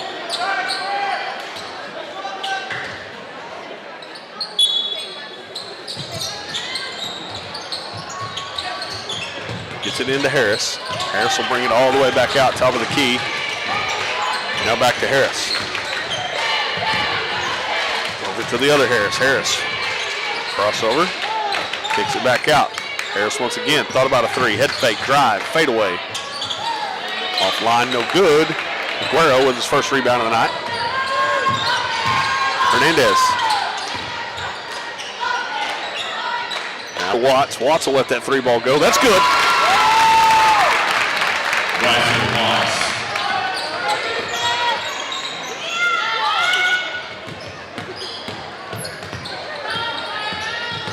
Kicks over far side. This is Boyles with the drive. Near side corner. Head fake. Floater in the lane. No good. Aguero comes down with another rebound.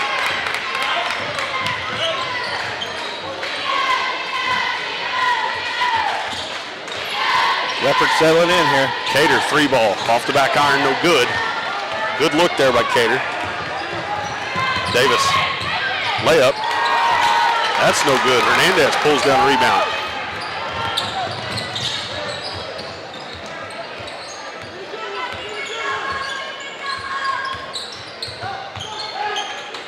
Gets it down low to Ramming. Draws the immediate double team. And she'll draw the foul.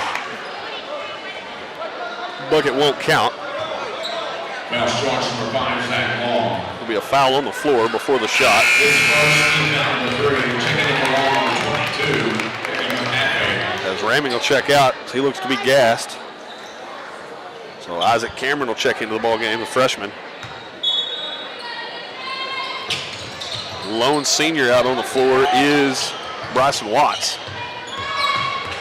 Aguero kicks to Hernandez. Now to Watts. Watts, little head fake, thought about it. Brings it back out, now he'll drive. Floater didn't go, able to get his own miss. As Isaac Cameron is fouled, count the bucket. And the freshman will go to the line here, trying to convert the three-point play.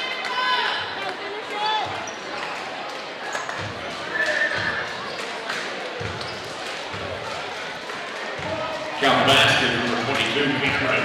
Charge the foul penalty, his first. Team foul number 4. Cameron at the line, 15-12, 1:46 to play. First period. Cameron's free throw off the back iron rattles home.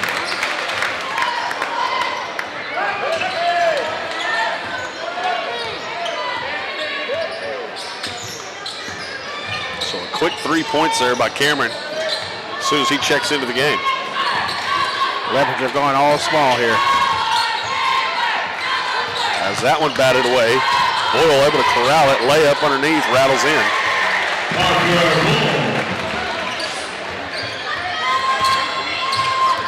Cater, near side, looking for help. Gives it to Aguero out near midcourt, now to Hernandez. Back over to Cater. Cater, top of the key, thought about a 3. Kicks to Watts. Watts with a little fake drive underneath, gives it to the freshman, then knocks it down again. So a quick 5 points for Isaac Cameron.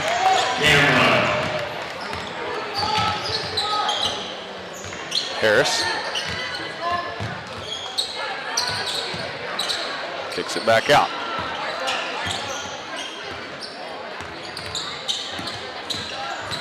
Drive. Kicks it. 3-ball, that was on the way. Off the back iron, no good. Hernandez nearly able to come up with a long rebound. Cater keeps it alive somehow. Aguero hits the deck. And we're going to have a jump ball. Good hustle there by Manny Aguero. As Watts will check out for a moment. Creed Taylor back into the ball game. So right now you got 4 sophomores and a freshman out on the floor. A good look at what's to come in the next few years here for the Leopards. Aguero kicks to Taylor. Taylor with the fake pass, drives, now kicks to Aguero. Aguero let that fly, comes up just short. Batted around. Marlow will control. Kicks it to Boyle. As Boyles will be called for the travel.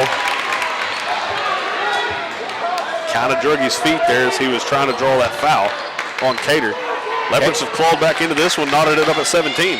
Cater looked like he jumped up, touched the ceiling on it. He did get up there. 8 seconds here. Hernandez, top of the key, he drives. Lets a 3-ball go, fade away, off target, no good. Boyles is going to have an opportunity here at the buzzer. Nearly knocks it down as it bounces off the back iron, but it doesn't go. So at the end of one, we're all knotted up at 17 here. Don't go anywhere. You're watching Leopard Basketball live on the Leopard Sports Network.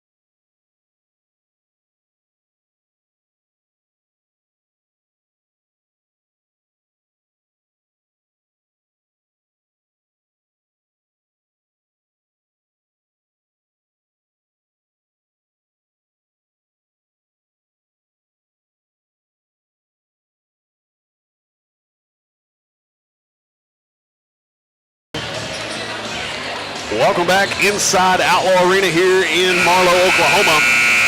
We're after a flurry of points there by the Leopards, able to tie this one up at 17 apiece, partner. And looks like we might have a pretty good one moving forward here. Yeah, points were distributed pretty evenly. Watts with 5 and the freshman Cameron with 5 leading the way. Over to Harris. Guarded by Hernandez. Now back to the other Harris. He kicks it far side, elbow. Apologize, didn't get first names on some of these guys, so just calling them by the last names that I can remember off the top of my head. Little spin move, drive in the lane, kicks it far side. That shot comes up short. As we're gonna have a foul on the floor.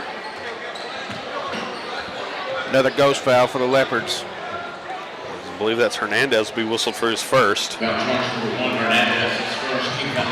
Kick it out to Boyle, now back to Davis in a hurry.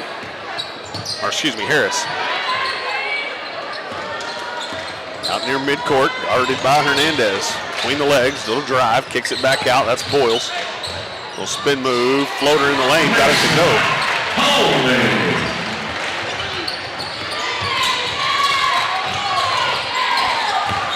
Cater, over to Aguero, now to Hernandez, far side. Hernandez will drive. Has that one knocked away.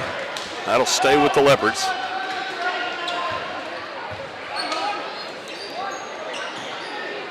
In here, second period, Leopards trail 19-17 as Taylor. Now Taylor up top, directing traffic. As he'll give to Manny. Over to Cater. Cater lets that one fly. Online, it's good. 3 ball from Cater. As Marlow going to call a 30-second timeout here. We'll stay here. 6:33 to play. Leopards on top 20-19 after Cater able to knock down the long 3.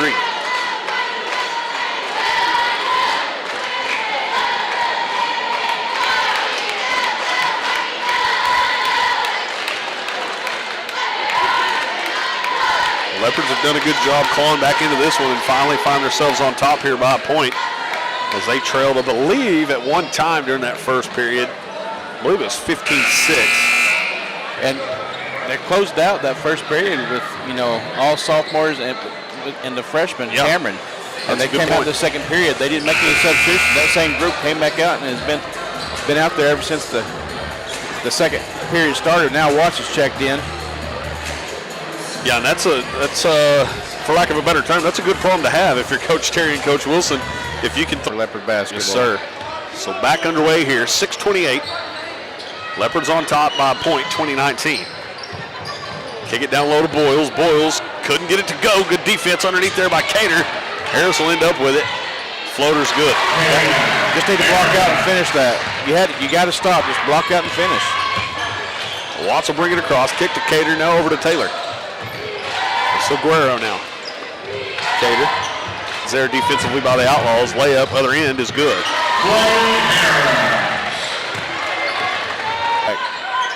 So Taylor tried to shake him, couldn't do it. Over to Aguero, now to Watts. Watts will get back to Taylor. He thought about a 3. Pull the trigger. They kick it down to the freshman. Aguero, little head fake drive, gives it back to the freshman. On with the drive. Has that one knocked away. Good hands there by Harris yet again. Ramming back into the ball game for the Leopards.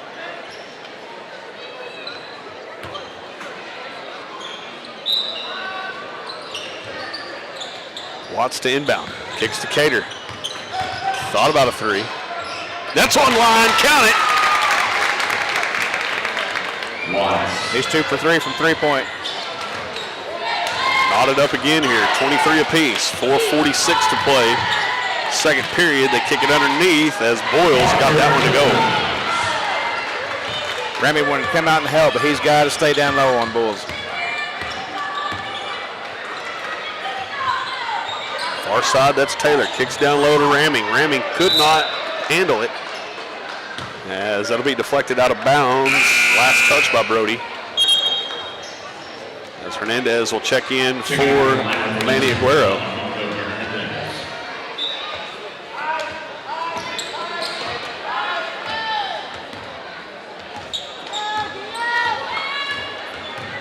Harris will bring it across. Kicks over to Harris. Tried to get it down low to Boyles. Now Harris back top of the key out near midcourt. He'll take some direction. Now he's going to go. Has to get rid of it. Gives it back to Harris. With the drive. Kicks it. Spin move. Floater in the lane. Good shot. Able to get it to go. So that is Coleman knocking that shot down. 27-23. Outlaws lead. Leopards on a dry spell here. Over to Cater. Far side three ball on the way. That's short. Ramming able to come up with the long rebound though. Taylor, near side corner. Dribbles out. Trying to get it down low to Brody. Ramming as him and Harris kind of got tangled up there. That is a mismatch of all kinds. Cree Taylor recognized that and was trying to get Brody the ball. Caden Harris' second personal team foul, number 1. That's something to watch. That's Harris' second foul. So Hernandez to inbound here for the Leopards. They'll give it to Watts, and it's thrown away. Went right through Bryson's hands. Harris will end up with it. Now to Boyles. As they'll get him on the foul, so count the bucket. They're going to be Taylor's second. Foul against Taylor's his second. Team foul number 2. As I believe Taylor will take a seat here. Freshman Cameron will check back in. Shooting 1. Bryson Watts. Seen him trying to hold himself back from falling forward, couldn't do it. Checking in for ball number 30 is Zach Pennick, replacing Gould. So Pennick will check in for Boyles. We got a mismatch down low now.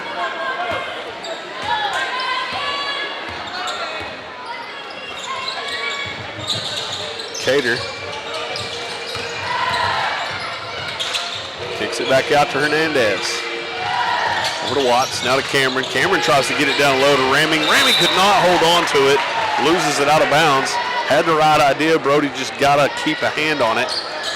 Probably comes up with an easy 2 there, but instead it's a turnover. So Harris will walk it across the timeline. 3:05 to play, first half. Not sure why the clock's not running. Clock has not moved in 15 seconds almost. Now it's going to go. Long 3, in and out, no good. Hernandez skied for it, couldn't corral it.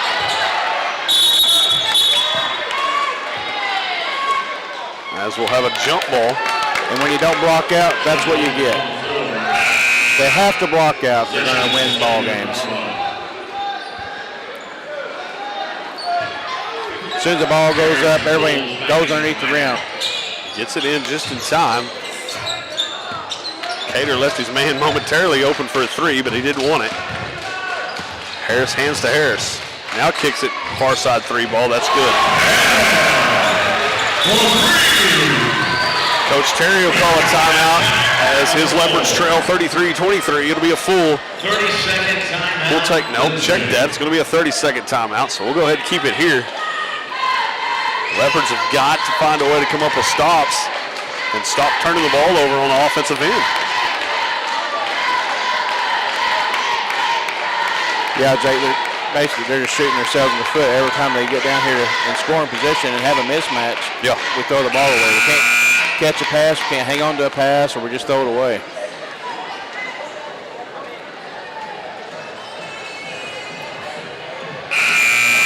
So 33-23, 2:38 to play here in the first half. Leopards trail.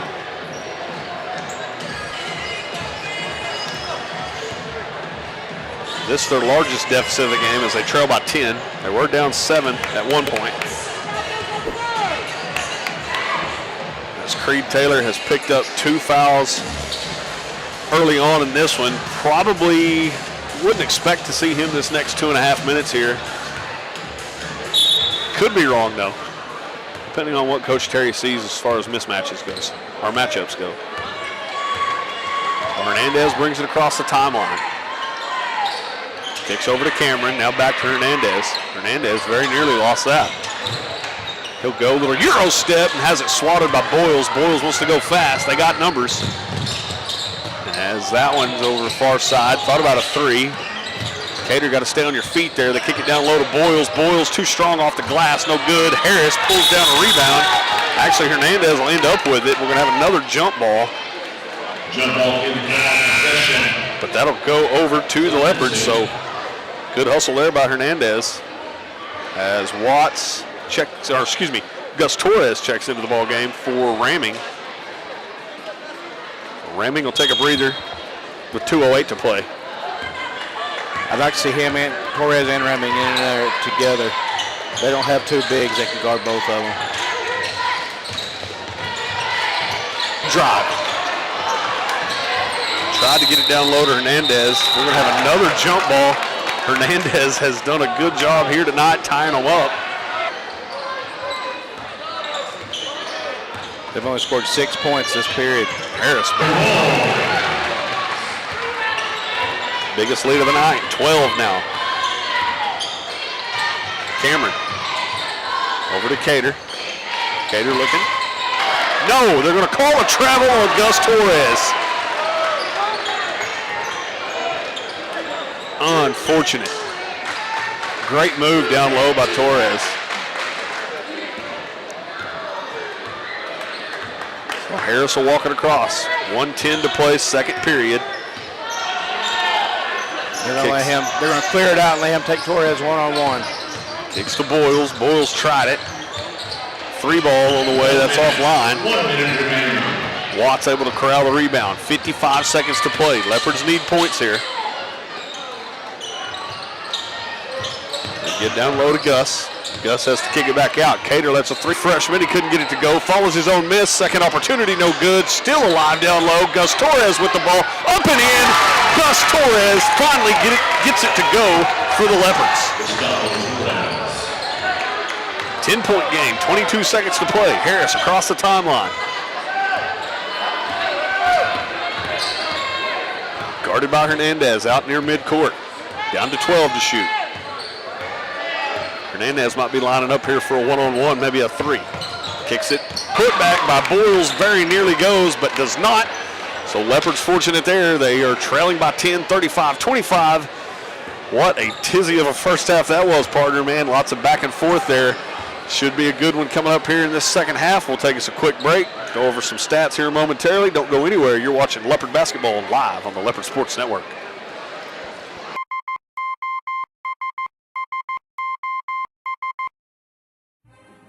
When the invitation for getting the job done, Michael Sherrock and his team are prepared to meet all of your industrial and commercial to dial up SOS the next time you're in need of an industry-leading electrical contractor.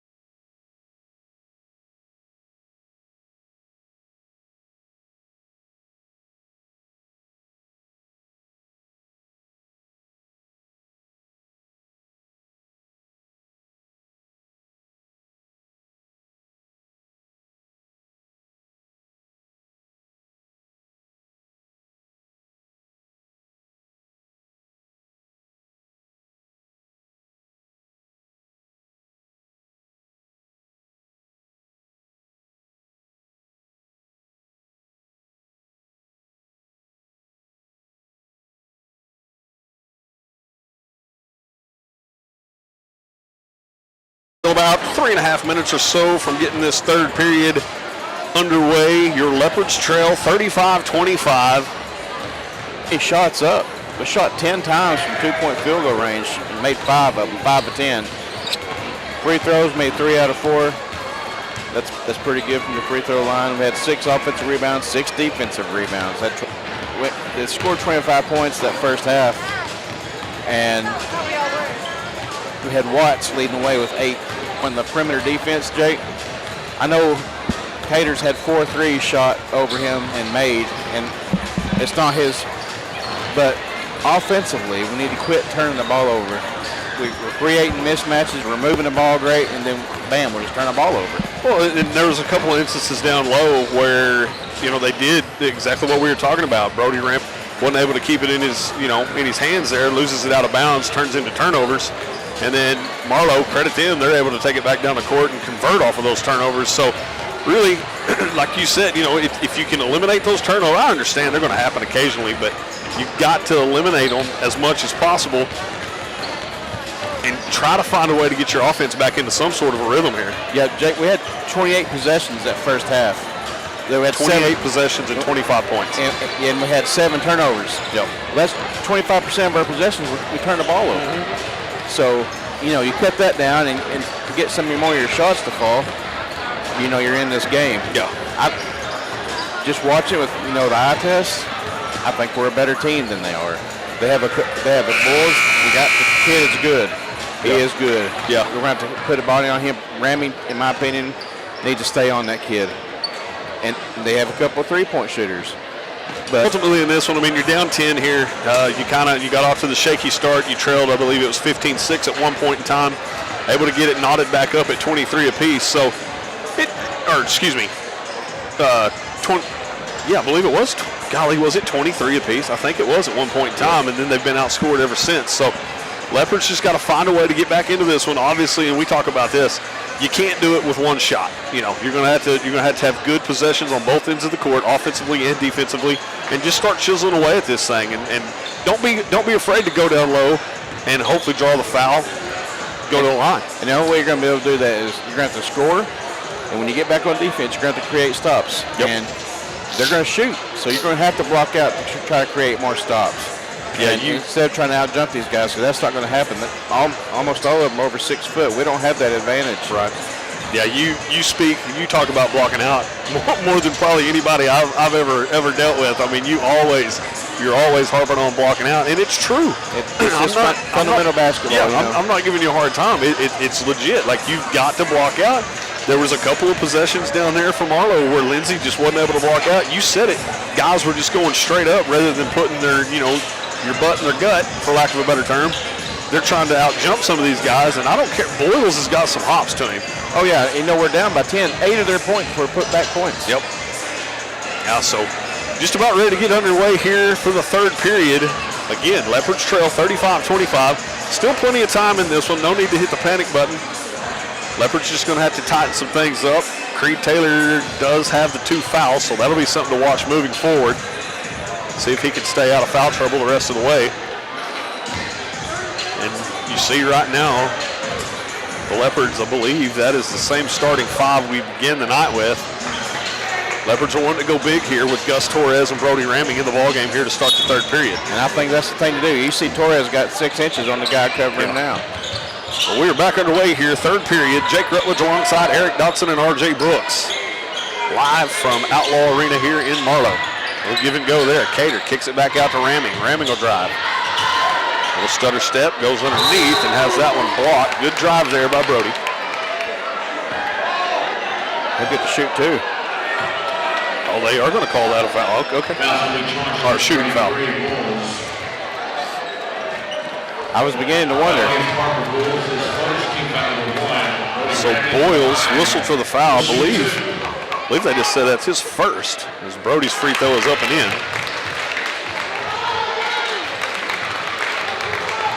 Brody is true. He's shooting 100% from the field and from the stripe. Over to Harris. Now Boyles. Boyles will put it on the floor. He'll drive. He'll cross over. And they're not going to call the walk, but they're going to call a foul on Gus Torres, I believe. At the very least, it was a foul on the floor. They're going to call it a shooting foul, so that'll send Boyles to the line here to try to convert the three-point play.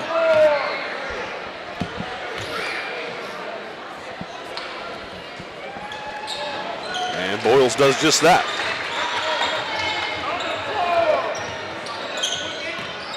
You might hear some of the Leopard faithful here. They're yelling on the floor. That's originally what we thought, but not the case. Is Ramming from the free throw line, rattles home.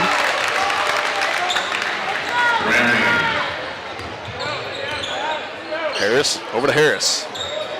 Now top of the key. Retreat out, almost near midcourt on the logo. Back to Harris. So he'll cross Cater over and he'll drive. Has to kick it. Layup underneath's good.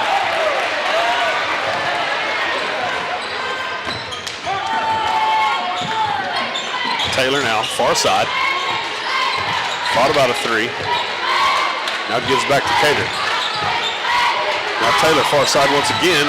Has that one slapped right back at him. That's Boyles. Boyles layup underneath, no good, and Cater able to pull it down. He's got Gus Torres down here all alone.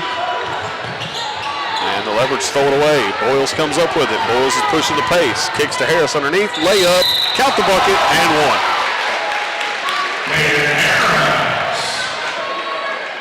Kevin Westbrook for 21, bagging his second. Team foul number 2.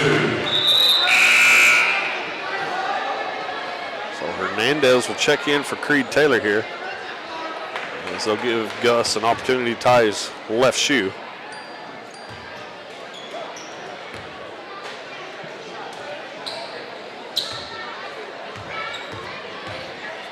So Harris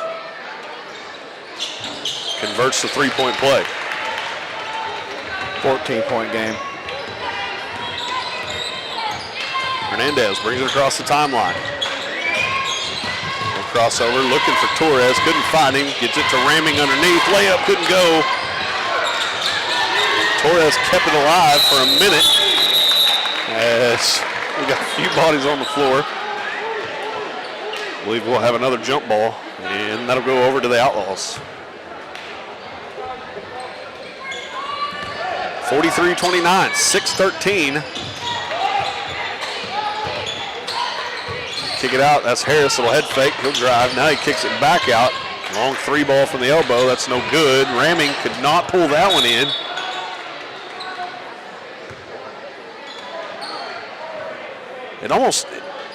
Brody acts like he's got a D up here. Kicks to Harris. Harris will drive now. Lost it. They're going to call a foul on Hernandez as Harris just flat lost control of the ball. It'll be on the floor, not a shooting foul. Terrible. So the other Harris. We've got a timeout on the floor. So we got a timeout. I didn't see who called that. Marlow. 30-second timeout. Yes, 30-second variety, so we'll keep it here. 5:47 to play, third period. Leopards trail 43-29. What started out looked like a promising start to the third period has kind of come to a screeching halt so far. Yeah, the turnover problem has continued on over to the second half. Yep.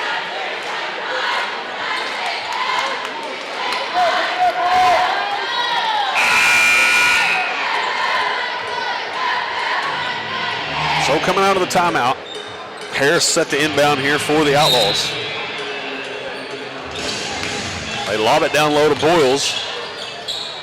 As Boyles able to rattle it home over Brody Ramming.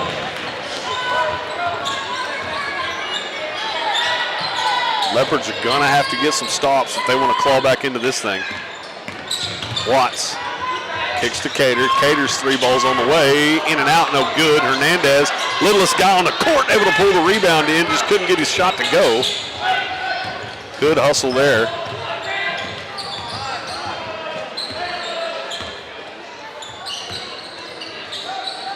Over to Harris, now at far side. Back to Harris, now down to Boyles. Guarded by Ramey. Kicks to the other Harris. Harris 3-ball, that's short. Gus Torres skies for the rebound. Cater brings it across, kicks to Hernandez. Hernandez waiting on the screen, little floater, that's well short. Torres is there and actually threw it off of Harris. Heads up play there by Gus. Leopards will remain in possession.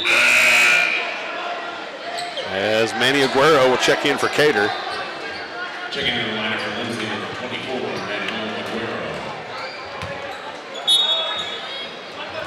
Hernandez in to inbound, kicks to Gus, and it's nearly thrown away. Watts able to corral it. Kicks to Hernandez, long 3-ball, online, count it! Hernandez. 4:35 to play third period. 45-32. Leopards trying to chisel away at this one.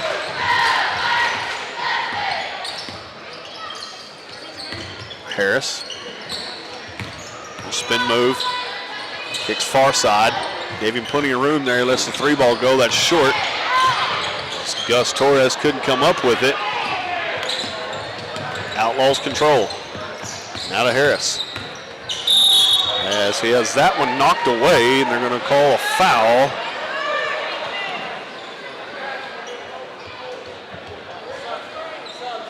As Gus Torres will check out, freshman Isaac Cameron checks back into the ball game.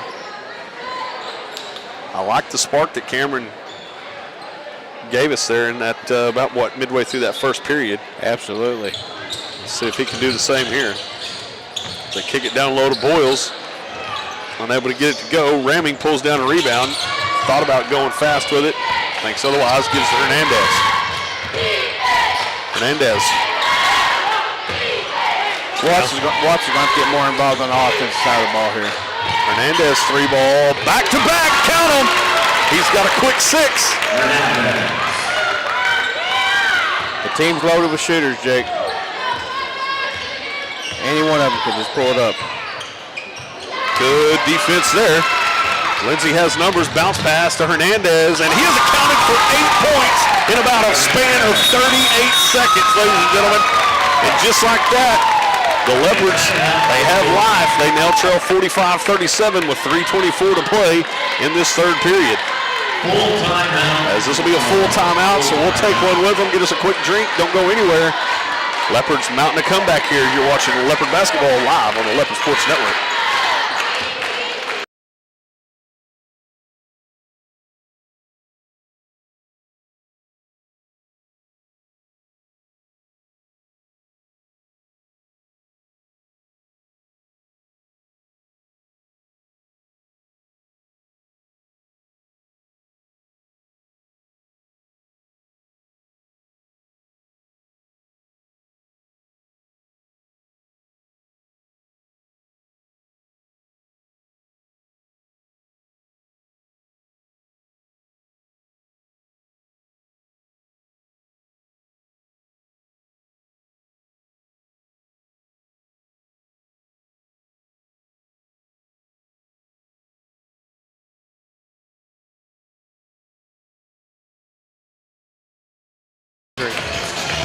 Welcome back, everybody. 3:24 to play, third period. Leopards with a fury there. Score a quick 8 points by Hernandez. Able to claw back into this one. Now trail 45-37. See if they can keep this going.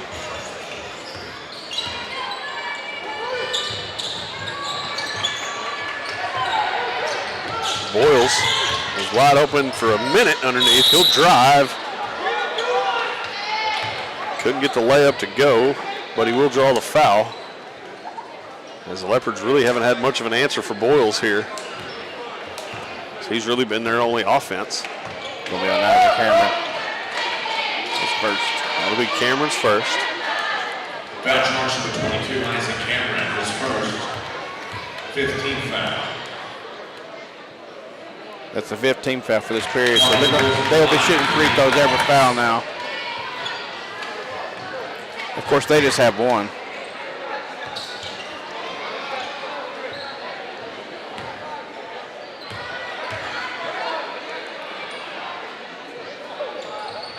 That free throw comes up just short. Guerrero brings it across. Now to Hernandez. Back to Guerrero. This is Watts. Eric said he needs to get more involved. He lets a 3-ball fly and knocks it down. He's 3 for 4. All of a sudden, it's a 6-point game. What was a 14-point game?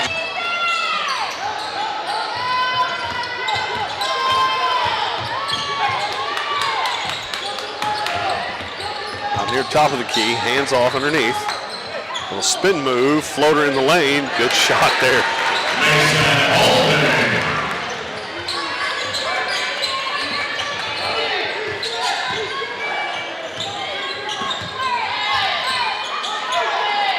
Gives to Aguero, far side. Now back to Watts. Over to the freshman, this is Cameron. Cameron with the drive, puts it on the deck. Little floater, off the back iron, no good. He walked. Two Outlaws took 4 steps, and they're going to call Hernandez on the foul. They moved 3 feet, and there was not a whistle until Hernandez sticks his hand in there, and they're going to whistle Hernandez on the foul. Wow. Bouncing number 30 minutes to the line. He'll shoot 2. You see Hernandez there trying to kind of plead his case. Like, what did I do? These guys were walking away with the ball. But it is what it is.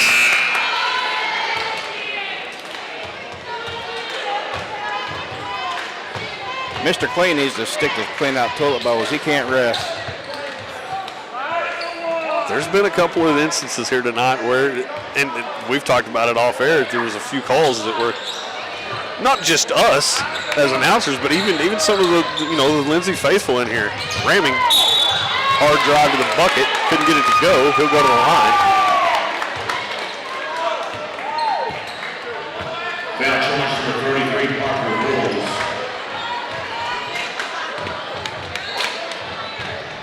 It's his second personal, team foul number 2. So Ramming will shoot 2 here. His first, rattles in and out.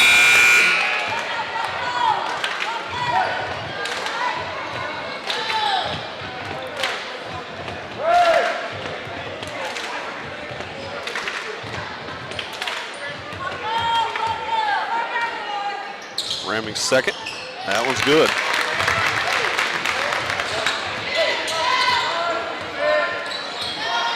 As Harris will bring it across. Kicks near side. Ooh, Hernandez able to come up with a steal. 49-41. And then Hernandez has it knocked loose. He kicked the ball. You can't kick the ball in basketball. As Watts able to keep it inbounds here for the Leopards. They kick to Ramming. Ramming puts it on the ground. Spin move, has it batted away. Harris will go fast. Layup, good. Just turnovers. Back to a 10-point game. Leopards had chiseled it down to 6 with about 2:40 to play. Now it's back to a 10. Hernandez, far side. Long 3-ball, that's short. Harris with the rebound. Now Harris will walk it across the timeline as they slow the pace here. 36 seconds to play, third period. Leopards trail 10.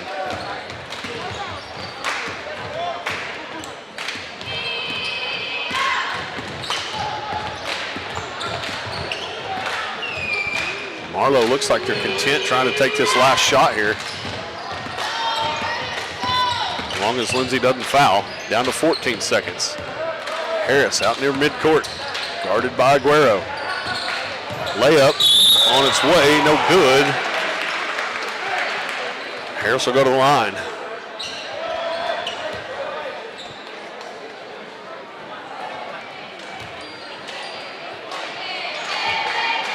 That foul, 24 Manning was second. So that'll be Manning's second. Shooting 2. Only one in considerable foul trouble would be Hernandez with 3. Oh, yeah, Hernandez does have 3. Taylor still with just the 2. But you got to make that substitution now as Hernandez has got to come off. Taylor will check back in for him. 52-41, 7 seconds to play, third period. Harris's free throw, that's good.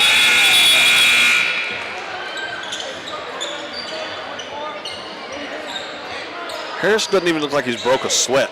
No. Just watched him walk off the court, and he looked, I mean, just calm and cool, and, yeah, hey, I'm here. I'll take a breather for a few seconds.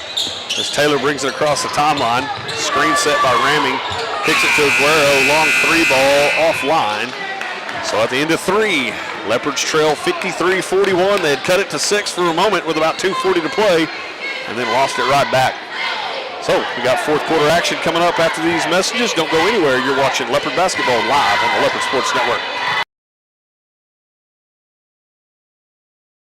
Hi, I'm Dr. Matt Shelton with Lindsay Family Dentistry. I'd like to thank all the patients we've been able to serve over the years. For those of you who are unhappy with your smile, tired of having dental pain, crooked or missing teeth, or loose-fitting dentures, at Lindsay Family Dentistry, we can care for all your dental needs, including cosmetic dentistry, crown and bridge, root canals, braces, Invisalign, conventional implants for tooth replacement, and mini diameter implants for denture stabilization.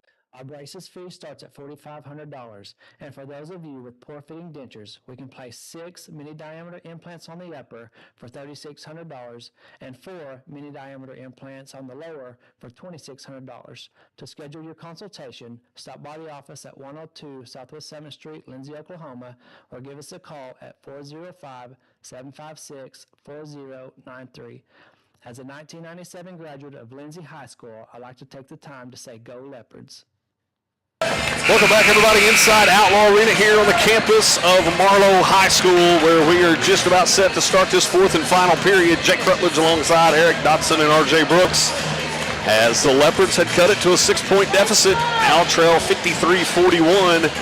Coach Terry and Coach Wilson, they got their work cut out for them here moving on in this fourth period. Let's see if the Leopards can squeak one out here like they did Friday night at home in a thriller against the Purcell Dragons. Going to need that defense to show up here in this fourth period, that's for sure. That's Taylor. He'll step back 3 ball, that's blocked. Aguero comes down with it, kicks to Watts. Wide open 3, top of the key, that's short. Cater able to corral it, gives back to Watts. Watts will slow the pace. Screen set, Watts will drive, kicks to Aguero. Aguero with a stutter step in the lane, no good. Rebound Outlaws.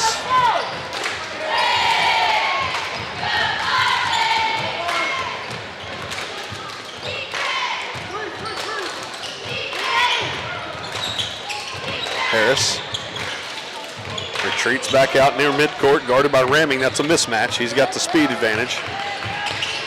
Ramming did a pretty good job staying in front of him. Now to the other Harris. Puts it on. As we're going to have a whistle.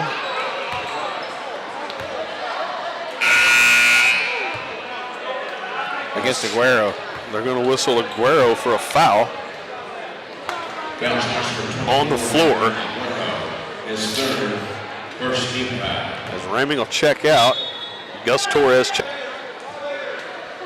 He had control of the ball and went to the ground. And even like we talked about Friday, even slid a little ways. So, hit jump ball. Possession will stay with the Outlaws. Harris to inbound. Finally gets it in. 1 minute in here into the fourth period. Now kicks near side Harris. Harris lost his footing, got rid of it in time. Back to the other Harris. Harris will head fake. Harris to Harris. How many times can we say Harris? Layup underneath, no good. Harris pulls down, nope. Leopards will come away with it there. And they finally get Harris on the foul as he was reaching there on The Christmas miracle. They called a foul on Marlow. Team foul number 1. 53-41 still, 6:28 remaining. Watts kicks far side. Cater gives to Aguero. Now to Taylor. Now back to Watts. Screen set for him. Little give and go action there. As Torres looked like he was hacked in the act. No whistle there. It would have been called on this end. Harris over to Harris. This is Boyles now. Now back up top. Far side, that's Blade Harris. This offense is designed to kill the clock. Yep. Lots of ball movement. And so far, so good for the Outlaws. They've ran it to perfection. As Boyles drive, kicks it underneath, layup no good. And that'll go over to the Leopards. Cree Taylor got lucky on that. He got caught on the wrong side of the player down there, down low. So Gus Torres will check out. As Brody Ramming checks back into the game. Leopards need points, down to 5:20. Cater thought about a long three, kicks it back out to Watts. Now to Taylor, back to Cater. Cater looking. Step back three, that's good, got the roll. That's a shooter's touch there. 53-41, 5:05 to play. As Coach Terry calls a timeout. It'll be a full timeout, so we'll take one with them. Don't go anywhere. You're watching Leopard Basketball live on the Leopard Sports Network.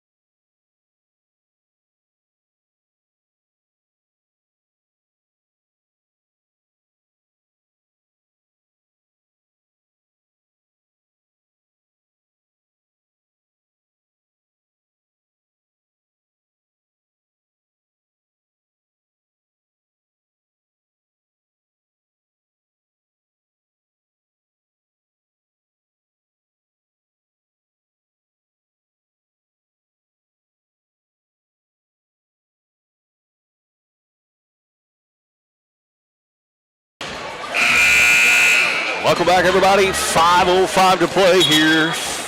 Fourth period. I believe we signed off there and I said 53-41. It's actually 53-44. After Cater knocked down the long three from the top of the key there. So Leopards trying their darndest to claw back into this one, but as Eric said, Marlow right now offensively, they're just running an offense that's designed to kill the game clock. They've ran it to perfection so far. They'll just move the ball around and not take a halfway decent shot. They're going to keep passing it until they have a great shot and just eat the clock doing it. Kick it to Harris. Harris goes underneath. No good. And that ends up out of bounds, and that's going to stay with the Outlaws. And it's possession like that, you need to get that stop. He missed it. If you block out, you come down with it. We're coming the other way. But now they're getting a second chance. Harris gets it inbound to Harris. So he kicks far side to Boyles. Boyles layup underneath, doesn't go. Ball still alive. Guess who? Harris comes up with it. Third chance. Now Boyles baseline. He kicks it. And good defense there by Hernandez as Watts will come away with it. 4.5 to play. 53-44. Leopards need points here. Watts kicks to Cater. Cater thought about it. Now to Hernandez.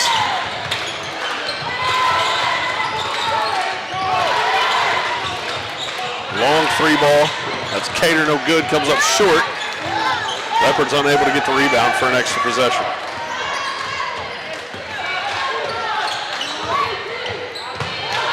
Four minutes to play. As the Outlaws will turn that one over. They finally called kicking. They've kicked it about 13 times in this game. Goes off the foot of an Outlaw. So Leopards got an opportunity here. You got to think from this point forward, Leopards cannot have empty possessions. Nope. Got to have points every last possession. Yes, you're under 4 minutes. Yeah. Down by 9.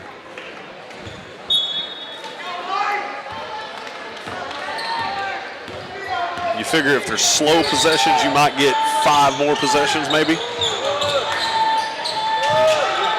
Taylor, far side, kicks to Watts. Watts lets the 3-ball go. In and out, my goodness, that thing was halfway down. Brody ramming with the rebound. He'll go to the line for 2. Good hustle there by the senior.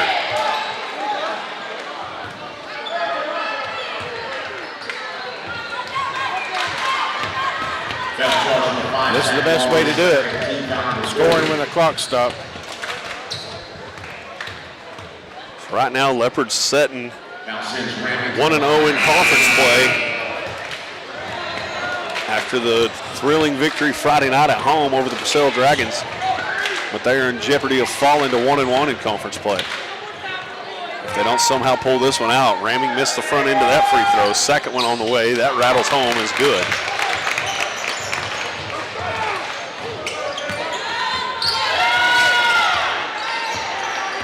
Harris across the timeline, down to 3:33 to play, gives to the other Harris. Harris floater in the lane, that's good. Got to stop the ball.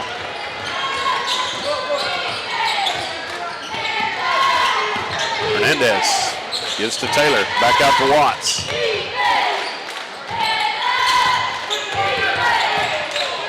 Watts gives to Cater. Cater thought about it. We got to start shooting. Down to 3:08. Got to have points. Cater lets that one fly, looks short. Ramming able to come up with the rebound. Gives back to Hernandez. Hernandez with the drive. He'll be fouled. Putback's no good. As Hernandez should go to the line here for 2. Foul full charge for reverting minutes. Foul against minutes, the second. Team foul number 3. 10-point game, 55-45, 2:53 remaining. Hernandez in the line for the Leopards. So Hernandez misses the front end of that one.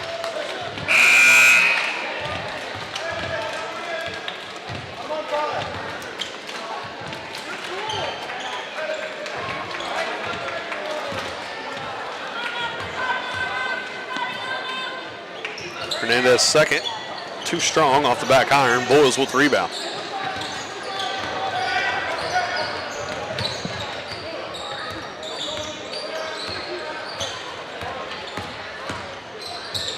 Over to Harris. Now kicks near side, baseline drive, back over to the far side. As that one is stolen away and he was corralled. They finally called a foul. That's going to be, is that not an intentional foul? Yeah, because there's no one back here to stop it. That's intentional. Foul charge for 10 and Marlow Outlaws. Wow. It's going to be his second, 4th team foul. Harris basically just wrapped up Hernandez. Harris knew Hernandez was probably going to take that one all the way to the bucket for the layup. Yeah, we should be shooting free throws and the ball. Taylor, 3-ball. That's good. So 2:19 to play, 55-48 after the nice 3-point bucket by Creed Taylor. Got a timeout on the floor. 30-second timeout. We have 30 seconds, so we'll stay here. Yeah, I'm with you. I mean, if you don't have anybody, you know, They changed that rule, I don't know, 7, 8 years ago. if there's nobody, If there's a clear path. yeah, clear path foul, yeah. Yeah. Yep. And like you said, that would have been automatic free throws plus possession. Yes. But not the case. Taylor was able to bang down a 3, make it 55-48, 2:19. Leopards still got a pulse.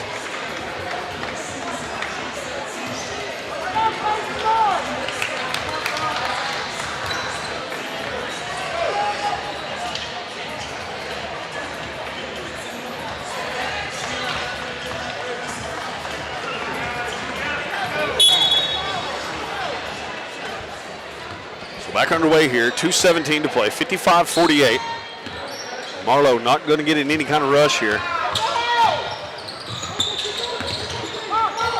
As that one is batted up in the air by Hernandez.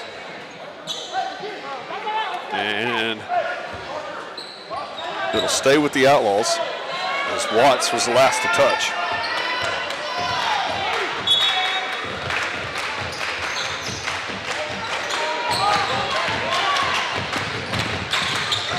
Harris gives it up. Down to 1:56 to play. Gives it to Boyles. Boyles layup underneath. No good. Off the back iron. Brody ramming with the rebound. 1:48 to play. Leopards need points here. They kick to Ramming. Ramming spin move. Layup underneath. Up and in. 55-50.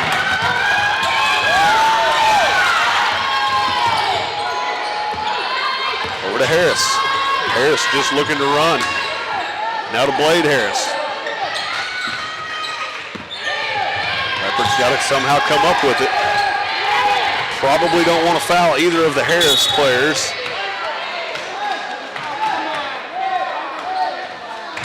As, I believe that's Kaysen Harris goes down.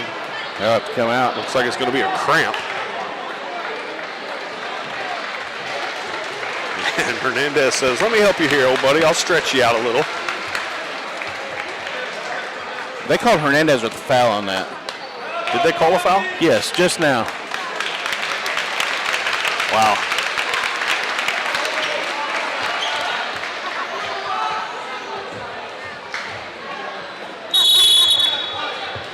He tripped. He cramped and went down. Yeah, that's what it looked like. We got a timeout on the floor. It's going to be a full timeout. So we got a timeout here. 1:19 remaining. It'll be a full timeout. 55-50. Don't go anywhere. Leopards got life. You're watching Leopard Basketball live on the Leopard Sports Network.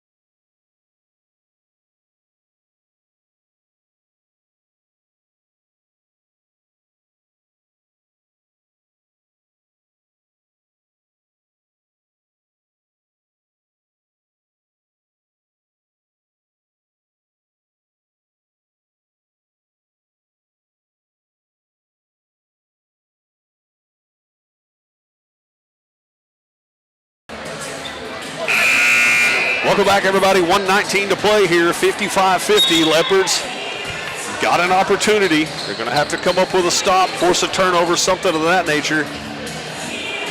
But they do have a pulse, ladies and gentlemen. Also, Leopards will be in action coming up this Thursday in Latta, as the Leopards and Leopardettes will travel over there for the Latta tournament. That is a yearly tournament both schools or both teams participate in. They kick it down low, layup underneath's good. As Pettis able to get that layup to go. Hernandez kicks to Ramming. Ramming back out. 1 minute to play. Cater, long three ball, no, well offline. Good save there by Brody Ramming. Keeps it alive. And Coach Terry wants to talk about it here for a minute with 52 seconds remaining. Going to be a full timeout, Lindsay. So once again, full timeout, 52 seconds to play. Leopards trail 57-50. Don't go anywhere. You're watching Leopard Basketball live on the Leopard Sports Network. Hi, I'm Ben Long, an agent with Oklahoma Healthcare Exchange. During this year's annual enrollment, we wanted you to know that you have a local solution for all your Medicare and health insurance needs. Our agents live and work throughout the entire great state of Oklahoma. Whether you're in Lindsay, Ardmore, Lawton, McAllister, or any of the major metropolitan areas. Give us a call to learn more at 855-786-8343. Again, that phone number is 855-786-8343. And we look forward to hearing from you.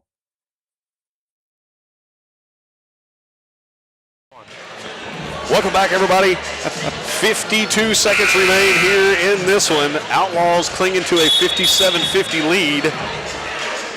It's going to be, is it Leopard Ball? I can't remember. I think Yes, it's Leopard Ball. We saved it and then called it timeout. Yeah. So Lindsay's got an opportunity here. 3-point bucket would be massive. That'd really put the pressure on Marlow. But if you're Coach Terry and Coach Wilson, you'd take 2. You just want to hopefully find the bottom of the net here. As Watts gets it into Hernandez. 48 seconds to play. Hernandez nearly walked. I don't think he nearly did. Holy moly, he's ramming. Couldn't get it to go. We're going to have a jump ball. Good hustle there by Hernandez. Now, if the Leopards do come up on the short end of the stick here tonight, you got to tip your cap to Hernandez, man. He has done all he could in this one. Down to 39 seconds. Leopards need points and in a hurry. Taylor, 3-ball, in and out, no good. Hernandez couldn't control it, and that's going to check that. That'll be off of an outlaw. So 35 seconds. Leopards down 7. Still got life. Need a bucket in a hurry. Gets back to Hernandez. Fadeaway 3 on the way, no good. Taylor with the putback. As Coach Terry will call another timeout. I believe this will be a full timeout as well. 57-52, 27 seconds remain here in this one. It is a full timeout, so don't go anywhere. You're watching Leopard Basketball live on the Leopard Sports Network.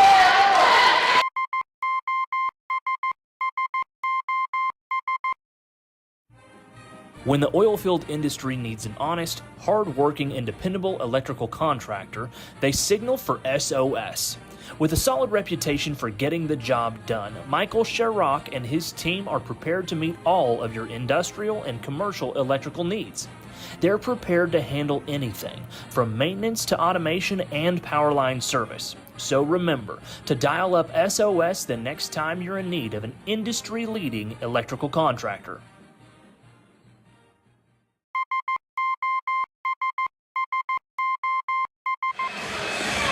And we are back live, everybody, here inside Outlaw Arena here in Marlow, Oklahoma, where we have been treated to a couple of darn good basketball games here tonight. Leopardettes come up short, get beat right at the buzzer with the layup.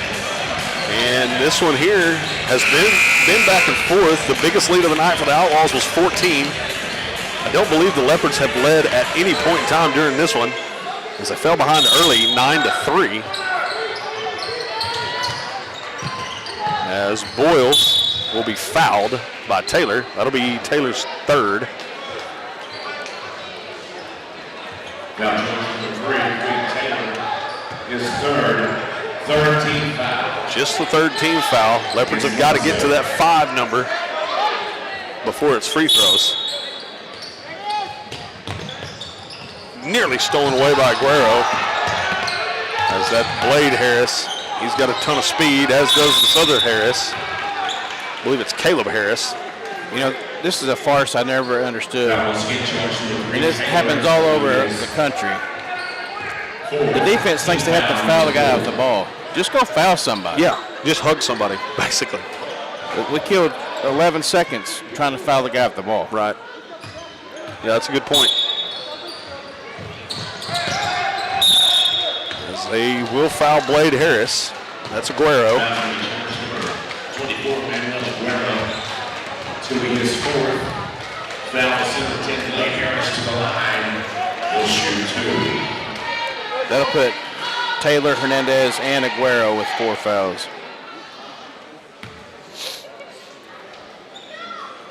So Harris, this is Blade Harris at the line. First one is pure. You know, they had the ball 37 seconds. They took 21 seconds off, and we're just now getting to the free throw line. 58-52, 6-point lead. That one is up and rattles out. As Hernandez pulls down a rebound, he's got to go quick. Leopards need points. Got to come up with something here. Taylor's got to let something fly. There's no foul call there, and Cater will foul Caleb Harris with 3.5 seconds to play, and that is all but going to do it. The Leopards are going to fall here currently trail 58-52. Caden Harris to the line. He'll shoot 2. That's Cater's first foul of the game. Wow. You are correct. Didn't realize that. Yeah, Cater with just the 1 foul. He does have 6 points.